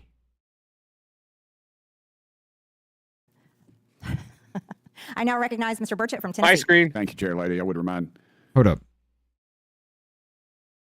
There we go. There we go. There we go. Do what you want, you can do. And live in color. Why does it work, though? Because that's what she looks like. Members of both sides of the aisle, that President Trump's approval rating is soaring, and last I checked, congressional approval is not. And I think that bears witness. Mr. Dickerson and Mr. Burton, do you think Congress should withdraw additional funds other than the $9 billion recently approved by the House? Absolutely. The federal budget is entirely out of control. There are hundreds of billions of dollars of improper payments. There are tremendous numbers of agencies whose missions are not being fulfilled and are wasting money. There's the opportunity for many, many tens of billions of dollars of additional rescissions. Wholeheartedly agree. And just yesterday, we passed unanimously. It was like pulling teeth, though, and I give a lot of credit to the chair lady for helping me get the bill across the finish line. We were sending millions of dollars. Is it to the 1.5? Taliban, if you can imagine that. And and the NGOs, 1.5? and that money flows right back to Washington. 1.5 what? Dark money, or possibly in. I was talking to Muffin here in Discord. What? 1.5 what? Speed. Oh. Yeah. Okay. Yeah, it is. Yes, it is. This is Burchett. Burchett just sounds normal. Here's the thing. When I put him in that short, I only got out one fucking question. And it took 43 seconds to do so. Members of this body's pockets. And that was at normal fucking speed. Well, huge amounts of the money flows to very wealthy Beltway bandits that live around here. Yes, sir. I would agree with that. What other programs But and I like activities should be Burchett. looked at for additional cuts? I think there's Jeez, a that whole looks host of like a things that C, you can look at lamprey. to fix the federal budget. For example, Congress has allowed the Biden administration to spend billions of dollars to facilitate the illegal immigration, for example, in the Migration and Refugee Assistance account, in the DHS Shelter and Services account, that has helped facilitate open borders and transport illegal immigrants all throughout the country into your districts across the country. We spend hundreds of millions of dollars on abortion providers that literally kill American citizens. The faster she talks, the faster we get angry at her. Subsidizing green energy research that makes our grid more inefficient. Not quick enough, There's lots of Jonah. great examples that we could go on about. Yeah, the list is extraordinarily long, but the big money is two places: healthcare and entitlements. The United States spends twice as much as a percentage of GDP than the OECD average on healthcare, which is well over $1 trillion we might as well burn because we don't get better health outcomes than major European countries. And then the entitlements, of which there are three major ones, are Medicare, Social Security, and Medicaid, but also Obamacare and dozens of programs, some effective, some not, meant to alleviate poverty, but there's tremendous waste, duplication, and opportunities for savings there. Mr. Lips, I see you itching to get on the mic, and I need to ask you a question. Follow up, but you go ahead. Thank you, sir. I think a great area to focus on would be implementing watchdog recommendations. The GAO has put together a list of more than 200 recommendations for Congress and 5,000 recommendations for federal agencies. GAO says that this could save upwards of $200 billion. What is GAO? We don't use initials in my office. What does that stand for? The Government Accountability Office. Okay. All right. You think Congress should codify the DOGE or certain aspects of its operations? I think it's a good question. I don't know if it's necessary. I think that I would recommend codifying and putting strength behind the executive orders trying to improve program integrity measures within Treasury. The do not pay system needs help. It needs more information, and you could save hundreds of billions of dollars. Mr. Burton, Mr. Dickerson, should we have a group of people at each agency who are focused on cost savings? Yes. I think everybody at every agency should be focused on that. You know, as fiscally responsible as the state of Tennessee is, low tax state, no debt, they have, I've seen that in the individual counties even, they're talking about this. So I think it's one thing, the residual of this will be hopefully some long-term savings and elimination of waste, abuse, and fraud. DOGE is subjecting federal spending to a higher level of scrutiny. What level of spending scrutiny do you think is important? Not sure I entirely understand the question. Yeah, I mean, I would say, how deep should we go? Oh. How about that? We should, I think a reasonable objective would be to get back to the level of federal spending during President Clinton's term. I'm out of We time. would balance the budget. I'd just like to see us go back to pre-COVID level spending. Thank you, Chair Lady. Madam Chair, I have a unanimous. Wait. He was saying we need to go back to the spending level of pre-COVID, and he's just like, I'm out of time, but no. For Chad? Consent. Without objection. Thank you so much. This is just from a couple of hours ago. Trump pivots to distractions as polls show collapsing support for his agenda. Without objection, so ordered. The next one is Donald Trump's approval rating plunges in multiple polls. Without objection, so The next ordered. one, Donald Trump's approval rating. New polls show shakeup over Iran bombing. Without objection, so ordered. The next one, Trump's approval rating drops to term low amid Israel-Iran war. Everything that has absolutely nothing to do with this, and she's just like, Donald Trump's approval rating. I want to put that into the record. His approval rating. Has nothing to do with what the fuck we're talking about, but his approval rating. Without objection, so ordered. I hope you're not reading the same thing from your phone, which it looked like. I now clarification- recognize Mr. Lynch from Massachusetts for 5 minutes. I just want to clarify. I can give you the sources because Mr. Lynch is recognized. Ms. Crockett, you're rudely interrupting Mr. Lynch's 5 minutes. Well, I've Ms. already said without objection, so ordered. Okay, then there we go. And we'll make Mr. sure you got it. Lynch is recognized, Ms. Crockett, for 5 minutes. Thank you. Madam Chair, first of all, I want to be the first to congratulate my friend and colleague, the And then gentleman she's from out. California, Mr. Garcia, Look at her go. on becoming Look at her new go. ranking member on the full committee. She on thinks this she committee, did Oversight something. and Government Reform. I am sure he will enjoy And now the bleeding pussy, the actual real bleeding pussy, comes up to play. not only my own support, but the full support of all of our members, and we will all work to help him in his new role. Thank you. Thank you. Mr. Vito, in the past, veterans' benefits in this country have been separate and apart from everything else we do. They are different because of years. They're regarded as special because they are earned by courageous service to our nation. You heard that right. It's previously rendered special. by a very narrow segment of our society. And we as a nation, both Democrat and Republican, through every president so far, made a promise that if a young man or woman puts on that uniform for our country, serves our nation, and they come home from war with the scars of that war, either invisible or visible, we made a promise that we will take care of them and their families. And that has happened for every, we've been proud that every administration has honored that promise until now. Tampons January and 20th, rolls. Trump laid off 6,000 employees at the VA. He even laid off the workers at the suicide helpline. I love In the y'all. middle of a suicide crisis among our returning veterans. It's an epidemic. And after that, DOGE and Donald Trump have laid off 2,700 of those people that they laid off were veterans themselves. So now we're looking at a 250,000 case backlog at the VA. So veterans are waiting longer and longer to get their care. We still have World War II veterans, Korean War veterans, Vietnam veterans who are older, and the delay in care to those veterans is a denial of those benefits they are owed.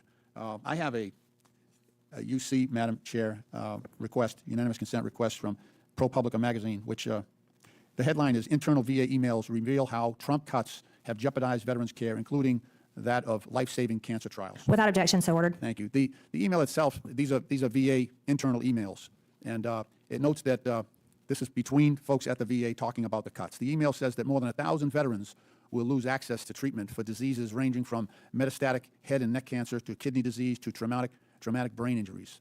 And it goes on further, and this is a quote from the internal emails, that the enrollment in those clinical trials is stopping, meaning that these veterans lose access to those therapies. Mr. Vito, can you talk about that, the delivery of services to our veterans? Thank you for the question. Unfortunately, what we're seeing across the country is that veterans' health care is being held up and interrupted because of the DOGE cuts. I think most of the panel agreed that should never be the case when dealing with our servicemen and women. They deserve, at the very least, quality and timely health care through the VA. But DOGE has announced the goal of firing over 80,000 VA staffers. They've already lost 200 doctors, 1,700 nurses, and almost 900 advanced medical support assistants, in addition to some of the cuts to grants that funded various programs, including the suicide prevention hotlines. Veterans are facing much longer backlogs and disrupted service, and in many instances, it can be life and death. How important is it, so we've got this hotline, and these veterans, in many cases, are isolated. They're isolated from their families, their communities. How important is that suicide hotline? Oh, it's of critical importance.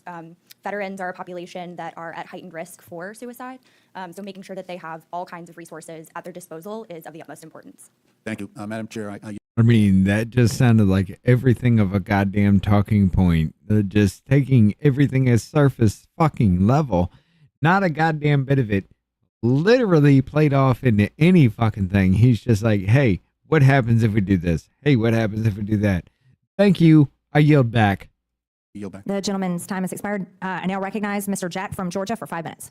Thank you, Madam Chair. And first, I'd like to acknowledge our colleague, Mr. Lynch, for his hard-fought campaign. Whatever today, did working happen with Mr. after Dickerson, that. Mr. Burton. First, Mr. You're Dickerson, right, I want Jennifer. to congratulate you and EPIC for all that you've accomplished. I worked with both Paul and Zoe at the White House and the President's first term, and commend you all for your work. Mr. Burton, if you could, I was reading through your testimony. I would love for you just to walk this committee through the history of impoundment and rescissions, I should say. It started, as I understand, in Thomas Jefferson's administration. Would love for you to walk us through the history.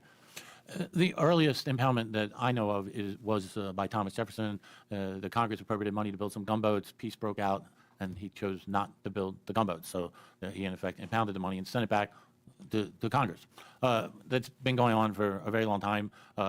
In older appropriations bills, particularly in the 19th century, generally read not to exceed X dollars. So presidents often didn't because they didn't think you needed to spend that much money. And President Roosevelt impounded money, and so did President Nixon. And at that point, there was serious objection by the Congress, and the Impoundment Control Act was enacted, which establishes an expedited procedure for rescissions, but it has very broad prohibitions on impoundment. There are certain reprogramming permitted and things of that sort. Obviously, if the I'm gonna pause this for a second. Jennifer actually brought up something that we do need to hit on. You remember when that bomb threat happened at the fucking White House that you brought up? Yeah, that I didn't see anything about. Yeah, no, it was never fucking reported. But here's the thing. All clear at the White House following a report circulation on social media of a potential bomb threat. It was nothing, thankfully. Authorities investigated a suspicious vehicle near the White House in Washington, D.C., prompting precautionary road closures before the scene was declared safe, according to the U.S. Secret Service.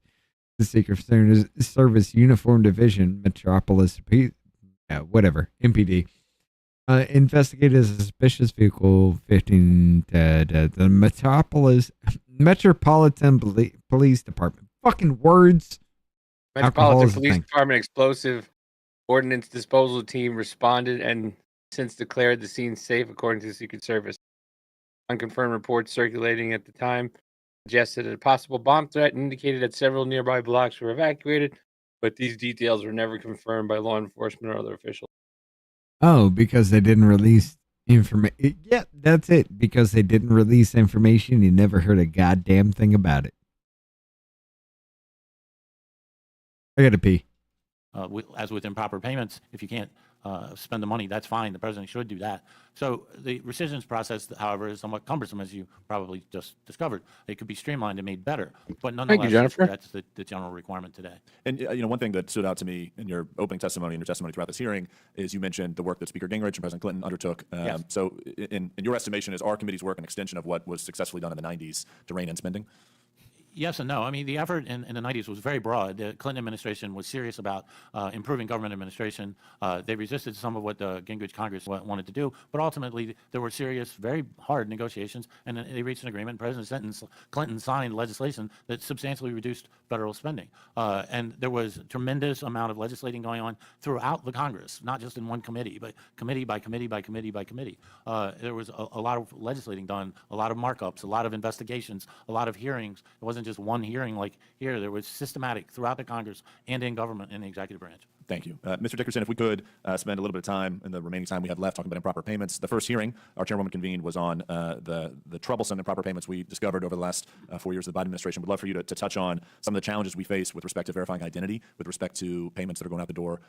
Would love for you to comment on that. Did you hear Absolutely. Jennifer? Improper payments is a huge issue. In one program alone, Medicaid, for example, spent $1.1 trillion over the last decade on improper payments. And that is incredibly harmful because it's a waste of taxpayer money, but it's also funds that aren't going to people who are truly vulnerable and truly needy. And so this waste, fraud, and abuse is rampant throughout the federal government. And so one of the major sources of that is the lack of ability to identify the people who are claiming money and checks are going out the door to who are actually eligible. For example, the Do Not Pay registry is supposed to be a database of accounts that the federal government's not supposed to write checks to. But in many cases, those checks go out the door. should only be run by veterans, in many cases, their not registry doesn't have outside of access to all the bureaucrats. databases that it's supposed to. Agree. So it's a huge problem, and you really should be fixing it. And I recall in our first hearing we talked about the amount of payments going out the door that are still done by hand, not by computer. cell phone. Is that something y'all have uncovered in your work? Yeah, I think it's something that we should be using new technology, using AI to actually look at what we have across the government to ensure that only people who are actually eligible for benefits are receiving it, nobody else. Thank you. Madam Chair, in my closing, just a point of clarification. The poll behind you, behind our ranking member, it adds up to 110%. Just wanted to clarify, is it meant to add up to 110% or is that an error? Do you yield? Yeah, I do. This is from a Quinnipiac I poll forgot that to was, send a held 2 message weeks to ago, you, and but this is yeah. Data that was provided. Okay. There's a wealth of information, including information about Donald Trump's falling poll numbers, so you should take a look. Thanks. The gentleman yields, and it still adds up to 110%. That's a fake poll right there. I now recognize Mr. Subramaniam from Virginia for 5 minutes. Thank you, Madam Chair. Before I get started on DOGE, Mr. Burton, you were one of the co-authors of Project 2025, is that correct? Yes. And is this administration trying to implement Project 2025? Yes or no? In some respects, yes. Okay, because last year we kept hearing about how they wanted nothing to do with Project 2025. That must have hurt your feelings, I bet. But are you saying that they're trying to implement all parts of Project 2025? It must have hurt your feelings. That must have hurt your feelings because they were saying they wanted nothing to do with Project 2025. It must have hurt your feelings. You already opened that up, son. I just said in some respects, yes. Okay, thanks. I just wanted to get that out of the way. I'm glad there's someone being honest these days. But let's talk about DOGE. So DOGE promised us $2 trillion in cuts back in January. And so far, we have a report card now out, and it's actually cost us billions of dollars, maybe over $100 billion by one estimate. It's actually costing taxpayers money. And we go. It seems like, they're cutting a lot of things. How is this possible? Well, the reason it's possible is because they're cutting the very people who are actually there to help get rid of waste, fraud, and abuse. And they're cutting people who do essential research and run really important programs that save taxpayer money long term. And so every fucking lawsuit, everything that they have done, every roadblock they have put up because they do it federally is off your goddamn taxpayer fucking dime, America. But because they cost you $135 billion fucking dollars, this motherfucker's literally sitting there saying, we did great because we cost you more money than it would ever fucking do because we threw roadblock after roadblock after roadblock in your fucking way to make sure we save you fucking money. We cost you more. That's your Democrat Party. The dashboard that we're talking about, the so-called transparency, was riddled with errors. There's been article after article about this. And so we know now that that dashboard cannot be trusted. What can be trusted is that we're not anywhere close to $2 trillion. In fact, there's another bill that this House just passed that adds $3 trillion to the debt. And so even if we did all these cuts, even if you cut every single federal employee in the entire government, after telling you for years they were going to fucking do it, because of the $3 trillion they spend more money weeks ago that's being added to our debt. Because Orange Man bad. The examples that I've heard are things like cutting meteorologists at the Weather Service, cutting essential researchers at NIH. People who are doing groundbreaking research that will spur entire industries are being cut. Sometimes the government does research and funds research because the money just isn't there in the private sector. The private sector mandate isn't there. And so that actually, you talk about the internet, for instance, that was a DOD project at one point. And DOD funded ARPANET, which became the internet. And so we'll never know all of the things that we missed out on because of some of these cuts. And I've heard a lot about, we've heard earlier about these cuts to veterans benefits. There's PFAS inspectors, nuclear scientists fired, although they tried to rehire them. There's been a lot of firings where they try to roll them back. But, I think Ms. DeVita, I just want to know if you were to do this, is DOGE doing what they're trying to do here? And why is DOGE so unsuccessful right now? Why has it been such a failure? Thank you. I believe that DOGE has been a lose-lose. It has failed to find the sizable savings, as you mentioned, and has only made life harder and more expensive for working families. You mentioned a lot of the mistakes. Those don't just cost, there is not just an opportunity cost to lost potential and lost impact from those mistakes, but there is also a cost to correct for them. So rehiring and retraining all of the federal workers. It's also cost every goddamn time you say, no, take a fucking break from a lower goddamn court, especially with immigration. Every motherfucker that literally would be a janitor on the fucking scale is saying the president can't do this shit. Can we fucking stop the bullshit? America, you want to talk about all this fucking money wasted? The waste, fraud, and abuse is right here in front of your fucking face because all we want to say is stop this goddamn bullshit. Stop our fucking federal taxpayer dollars going for all of this shit. And let's take care of us because we're bleeding out. We're hemorrhaging as a fucking country as a whole. No, we can't stop the bleeding. We must make it worse. Take that fucking metal rod, shove it in that vein, and twist.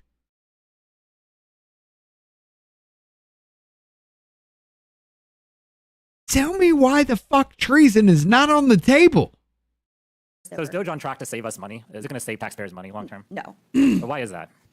I think DOGE has been making incredibly hasty cuts, and these have consequences. There are already a lot of protections baked into our federal workforce, our system of regulations. We can always add more that protects people in even better and stronger ways, but we cannot take them back. You can't shape a vase that the clay is a turd. Mr. Burton or Mr. Dickerson, I had one idea for cuts, which is the president actually his last term spent $150 million plus on golf trips. Do you think that's waste, fraud, and abuse? Yes or no? I certainly would think there are more high priority spending things, yes. But do you think that's wasteful spending? Do you think we should cut? Do you think that's less or more wasteful than cutting veterans benefits? His golf Joe trips? Biden went to fucking Delaware every fucking weekend. For the Department of Homeland Security. What? Joe Biden went to Delaware every fucking weekend. Right. After they talked about how Trump spent all that time in the golf course? Yes. Yeah. 46% of Joe Biden's fucking presidency was spent on vacation. securities. And you But he paid did for it. nothing. That's what And they then requested. and then he Appropriations. called a lid They think at they could fucking be 8 playing o'clock in the 3D chess, morning. a private plan. Right. At least Trump That's is a fucking factual doing question on stuff whether or while not he's this at being the done. golf course. In the end, what's happening Yes. is there's more waste, fraud, and abuse since DOGE has come into effect. It's led to poor services, a brain drain on our federal government, and it's going to cost taxpayers money long term. I yield back. The gentleman's time has expired. In closing, I want to thank our witnesses once again for their testimony today. I now yield to Ranking Member Stansbury for closing remarks. All right. Well, that's another DOGE subcommittee. Look, she's wearing pink. The background must be pink. Look at that. Look at it. Look at it. Got a match. In the books. And another morning and a number of hours of our lives that we will never reclaim spent here doing more political theater with our friends across the aisle as the president is starting wars in the Middle Meanwhile, this bitch spent, what, 1,500, 2,000, maybe more of your fucking money to print off a goddamn meme. A shitty meme. East. And by the way, news just broke, canceled the classified briefing that had been scheduled for Congress without a rescheduling. He's deploying United States troops against our people here in the homeland. And this Congress, controlled by these folks right over here, is trying to gut your healthcare, food programs, and steal your public lands while saddling the American people with trillions of dollars in debt to pay for tax breaks for billionaires. This is one of the most unpopular domestic and global policy agendas in modern history. And they're here trying to convince you all that we should make DOGE permanent. But here's the thing. The GOP may continue to try to make DOGE a thing, but no matter how hard they keep trying, GOP will Look never at make that DOGE. head shake. Even with their Regina George out of the picture, that's Mr. Elon Look Musk at in that. this scenario, Americans just aren't buying tickets to this show. And just like the movie business, House Republicans' DOGE reboot isn't hitting like they thought it would. And in fact, a majority of Americans actually oppose DOGE cuts, a number that will only grow as the devastating and real-life impacts continue to sink into everyday life for all of us. And I think we've all seen this film before, and we didn't like it. The fact is, DOGE is costing taxpayers more than it is saving, and Donald Trump has spent more of your hard-earned taxpayer dollars in his first 6 months in office than any other president in modern history. That's right, he spent more money than the He spent more money fighting the fact that lower goddamn court judges that Biden threw into goddamn office are sending universal injunctions because a goddamn child molester must come back to the United States of America, ladies and gentlemen. That is your Democrat fucking party, spending your hard-earned federal taxpayer dollars to say a child molester must come back to the United States of America. last president, just in the last 6 months, going golfing and doing other random things. While the Republicans are actually trying to increase federal spending in reconciliation with trillions of dollars in tax breaks and kickbacks to their donors. But despite this box office bomb, that's DOGE. Here in That's this the subcommittee, we're shit stuck on she's repeat, fucking watching the spending. rerun over and over Everything again as the she's GOP talking continues about to roll out the is same the tired spending talking points that got Elon from Musk fired in her the first place. to And not only say that, Orange we're Man seeing the same bad. kinds of witnesses backed by the Heritage Foundation and their allied organizations coming to testify again and again, attempting to back up a flailing administration and its flailing policies. So where are we? In case you forgot, the Heritage Foundation is the same organization that brought you Project 2025, which is what this is actually all about. Oh, yeah, I show suppose that I was saw so that. unpopular that even the president and members of this committee tried to distance themselves from during the campaign season and even lied to the American people about. But the American people are smart, and they're watching, and they know what a scam is when they see it. You cannot run away from Project 20. And your goddamn hair roots, your fucking roots on your head are the fucking scam, bitch. You're gonna sit there and tell me that Jasmine Crockett doesn't spend hundreds of thousands of dollars on my taxpayer dollars to get her weave and her eyebrows done while she sits there and smokes weed every goddamn fucking day off my taxpayer dime, and you can't fix up the roots in your fucking head? 2025, Dude, because it's right here. she started her career as an ecology instructor at the New Mexico Museum of Natural History and Science, and now she's a congresswoman.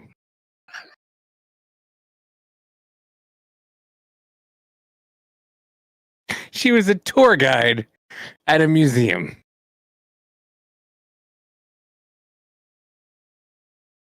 Tour guide at Oh, a look at that. museum and a And look at goddamn that. bartender is running our fucking country, America. She went unopposed in 2018 in the Democratic primary of the 28th District of New Mexico House of Representatives. Oh, so she didn't have to just sit back. She didn't have to do anything but just sit Nope. back and whine about how her pussy hurts. That's it. That's all she had to do. Put out a few things about, oh my God, my pussy hurts because of this goddamn reason. And this fucking cuntbag was goddamn elected to sit there and say, my pussy's bleeding all over the fucking place. America, you must pay for it. We will not let you destroy our government, our democracy, our institutions, and our freedoms. And we will hold you accountable. Medical trials ended, veterans benefits cut, Social Security decimated, thousands of children without food and medicine, thousands dead across the world, American lives upended. That is DOGE's legacy. But it's clear, however, no matter the impact, the Trump administration and the GOP doesn't seem to care. Because DOGE isn't actually about waste, fraud, and abuse. It's not even about... Another goddamn meme. I'm going to guarantee you that's probably about $30,000 fucking dollars. Look at all the fucking ink, the size of that. Look at the fucking ink you used. Every bit of that is covered. $3,000 fucking dollars just to bring you a fucking meme while this goddamn bitch cries about her pussy hurting because she's not getting her fucking way. cost cutting or making the government more efficient. It's a means for pushing their political agenda on the American people. And if you couldn't tell already by their obsession with the culture wars, from attacking education to slashing global food aid to stripping healthcare, this is about remaking American society. They want to remake our country in a hyper-conservative image, just as they laid out in Project 2025. The American people know what's going on, and this is not the sequel we asked for. So I want to just take a note from America's real anti-hero and to say to Mr. Elon Musk, as far as we're concerned, you're just another picture to burn. And to DOGE, now we got problems, and I don't think we can solve them. So you're just another picture to burn. Wait, hold up.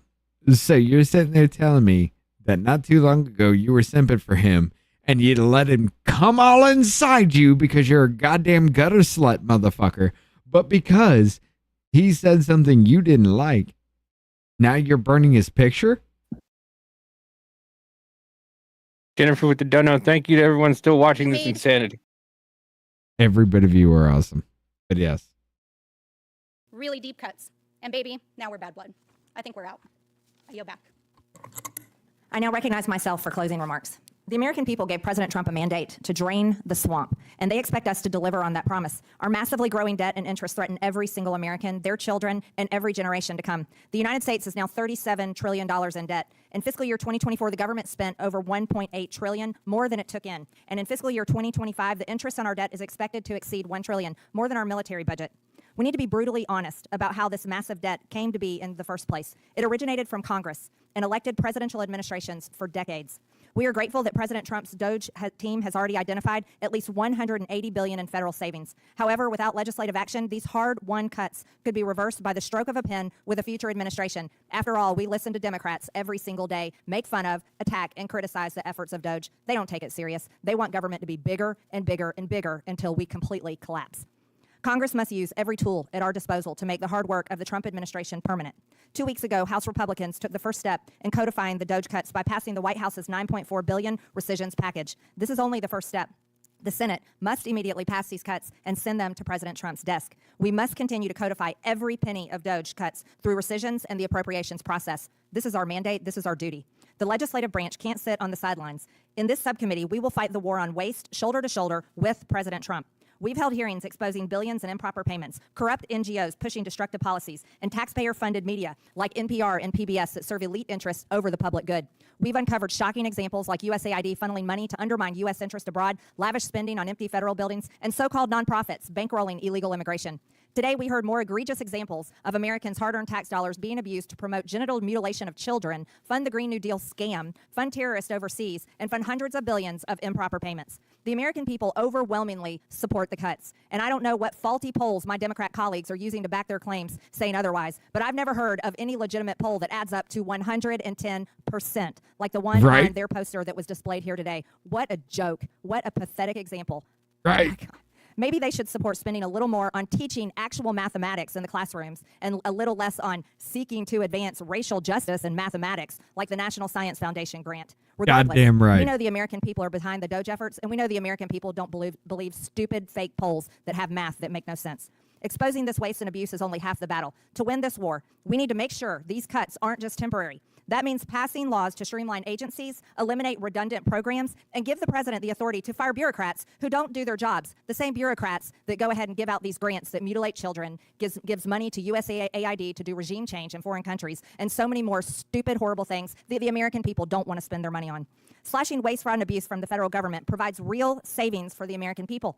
We as lawmakers should pass new DOGE cuts every single day and make cutting waste, fraud, and abuse our top priority. Instead of growing the government, we should be slashing the government. The government is far too big. It's like an overgrown, out-of-control animal, and the American people are beginning to hate it. With that, and without objection, all members have 5 legislative days within which to submit materials and additional written questions for the witnesses, which will be forwarded to the witnesses. If there is no further business without objection, the committee stands adjourned. Davey. Final thoughts, brother. What you got? They're all retarded. That's it. Fair enough. Fair enough. I will say this, though. I don't give a fuck who you are, who you think you are, or who you want to be. Here in America, there ain't no goddamn way for you to achieve that goal that we can spend more money than we take out, or than we can produce. There ain't no fucking way in hell any single one of you can run a household like that. But somehow, some way, our federal government is supposed to do that because these motherfuckers get kickbacks every time a bill fucking passes. They get money in their fucking pocket because they did something. Just like your Jasmine Crockett. Oh, I raised $1.4 million as a freshman. I deserve a seat as a ranking member on the Oversight Committee. This is your taxpayer dollars at work. Are you happy with it? We're bringing you more. We ain't done yet. They rapid firing, and I got a lot of shorts to make with this shit, ladies and gentlemen. Y'all have a good night, and we will see you again very soon. Love y'all. Heading over to...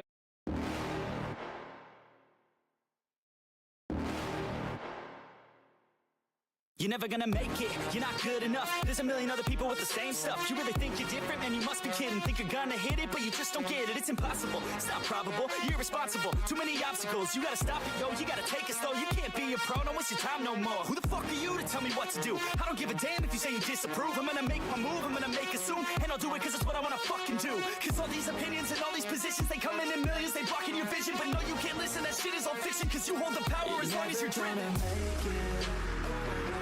There's no way that you make it, and maybe you can fake it, but you're never gonna make it. Aren't you just gonna take that? Make them take it all back. Don't tell me you believe that. Aren't you just gonna take that? Or will you fucking fight back?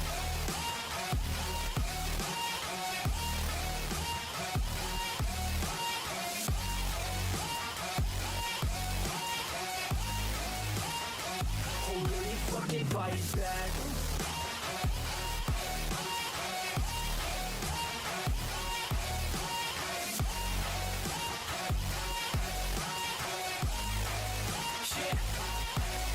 You ain't gonna make it, you ain't never ever gonna break it. You can never beat them and they're better than you face it. Thinking that they're giving them your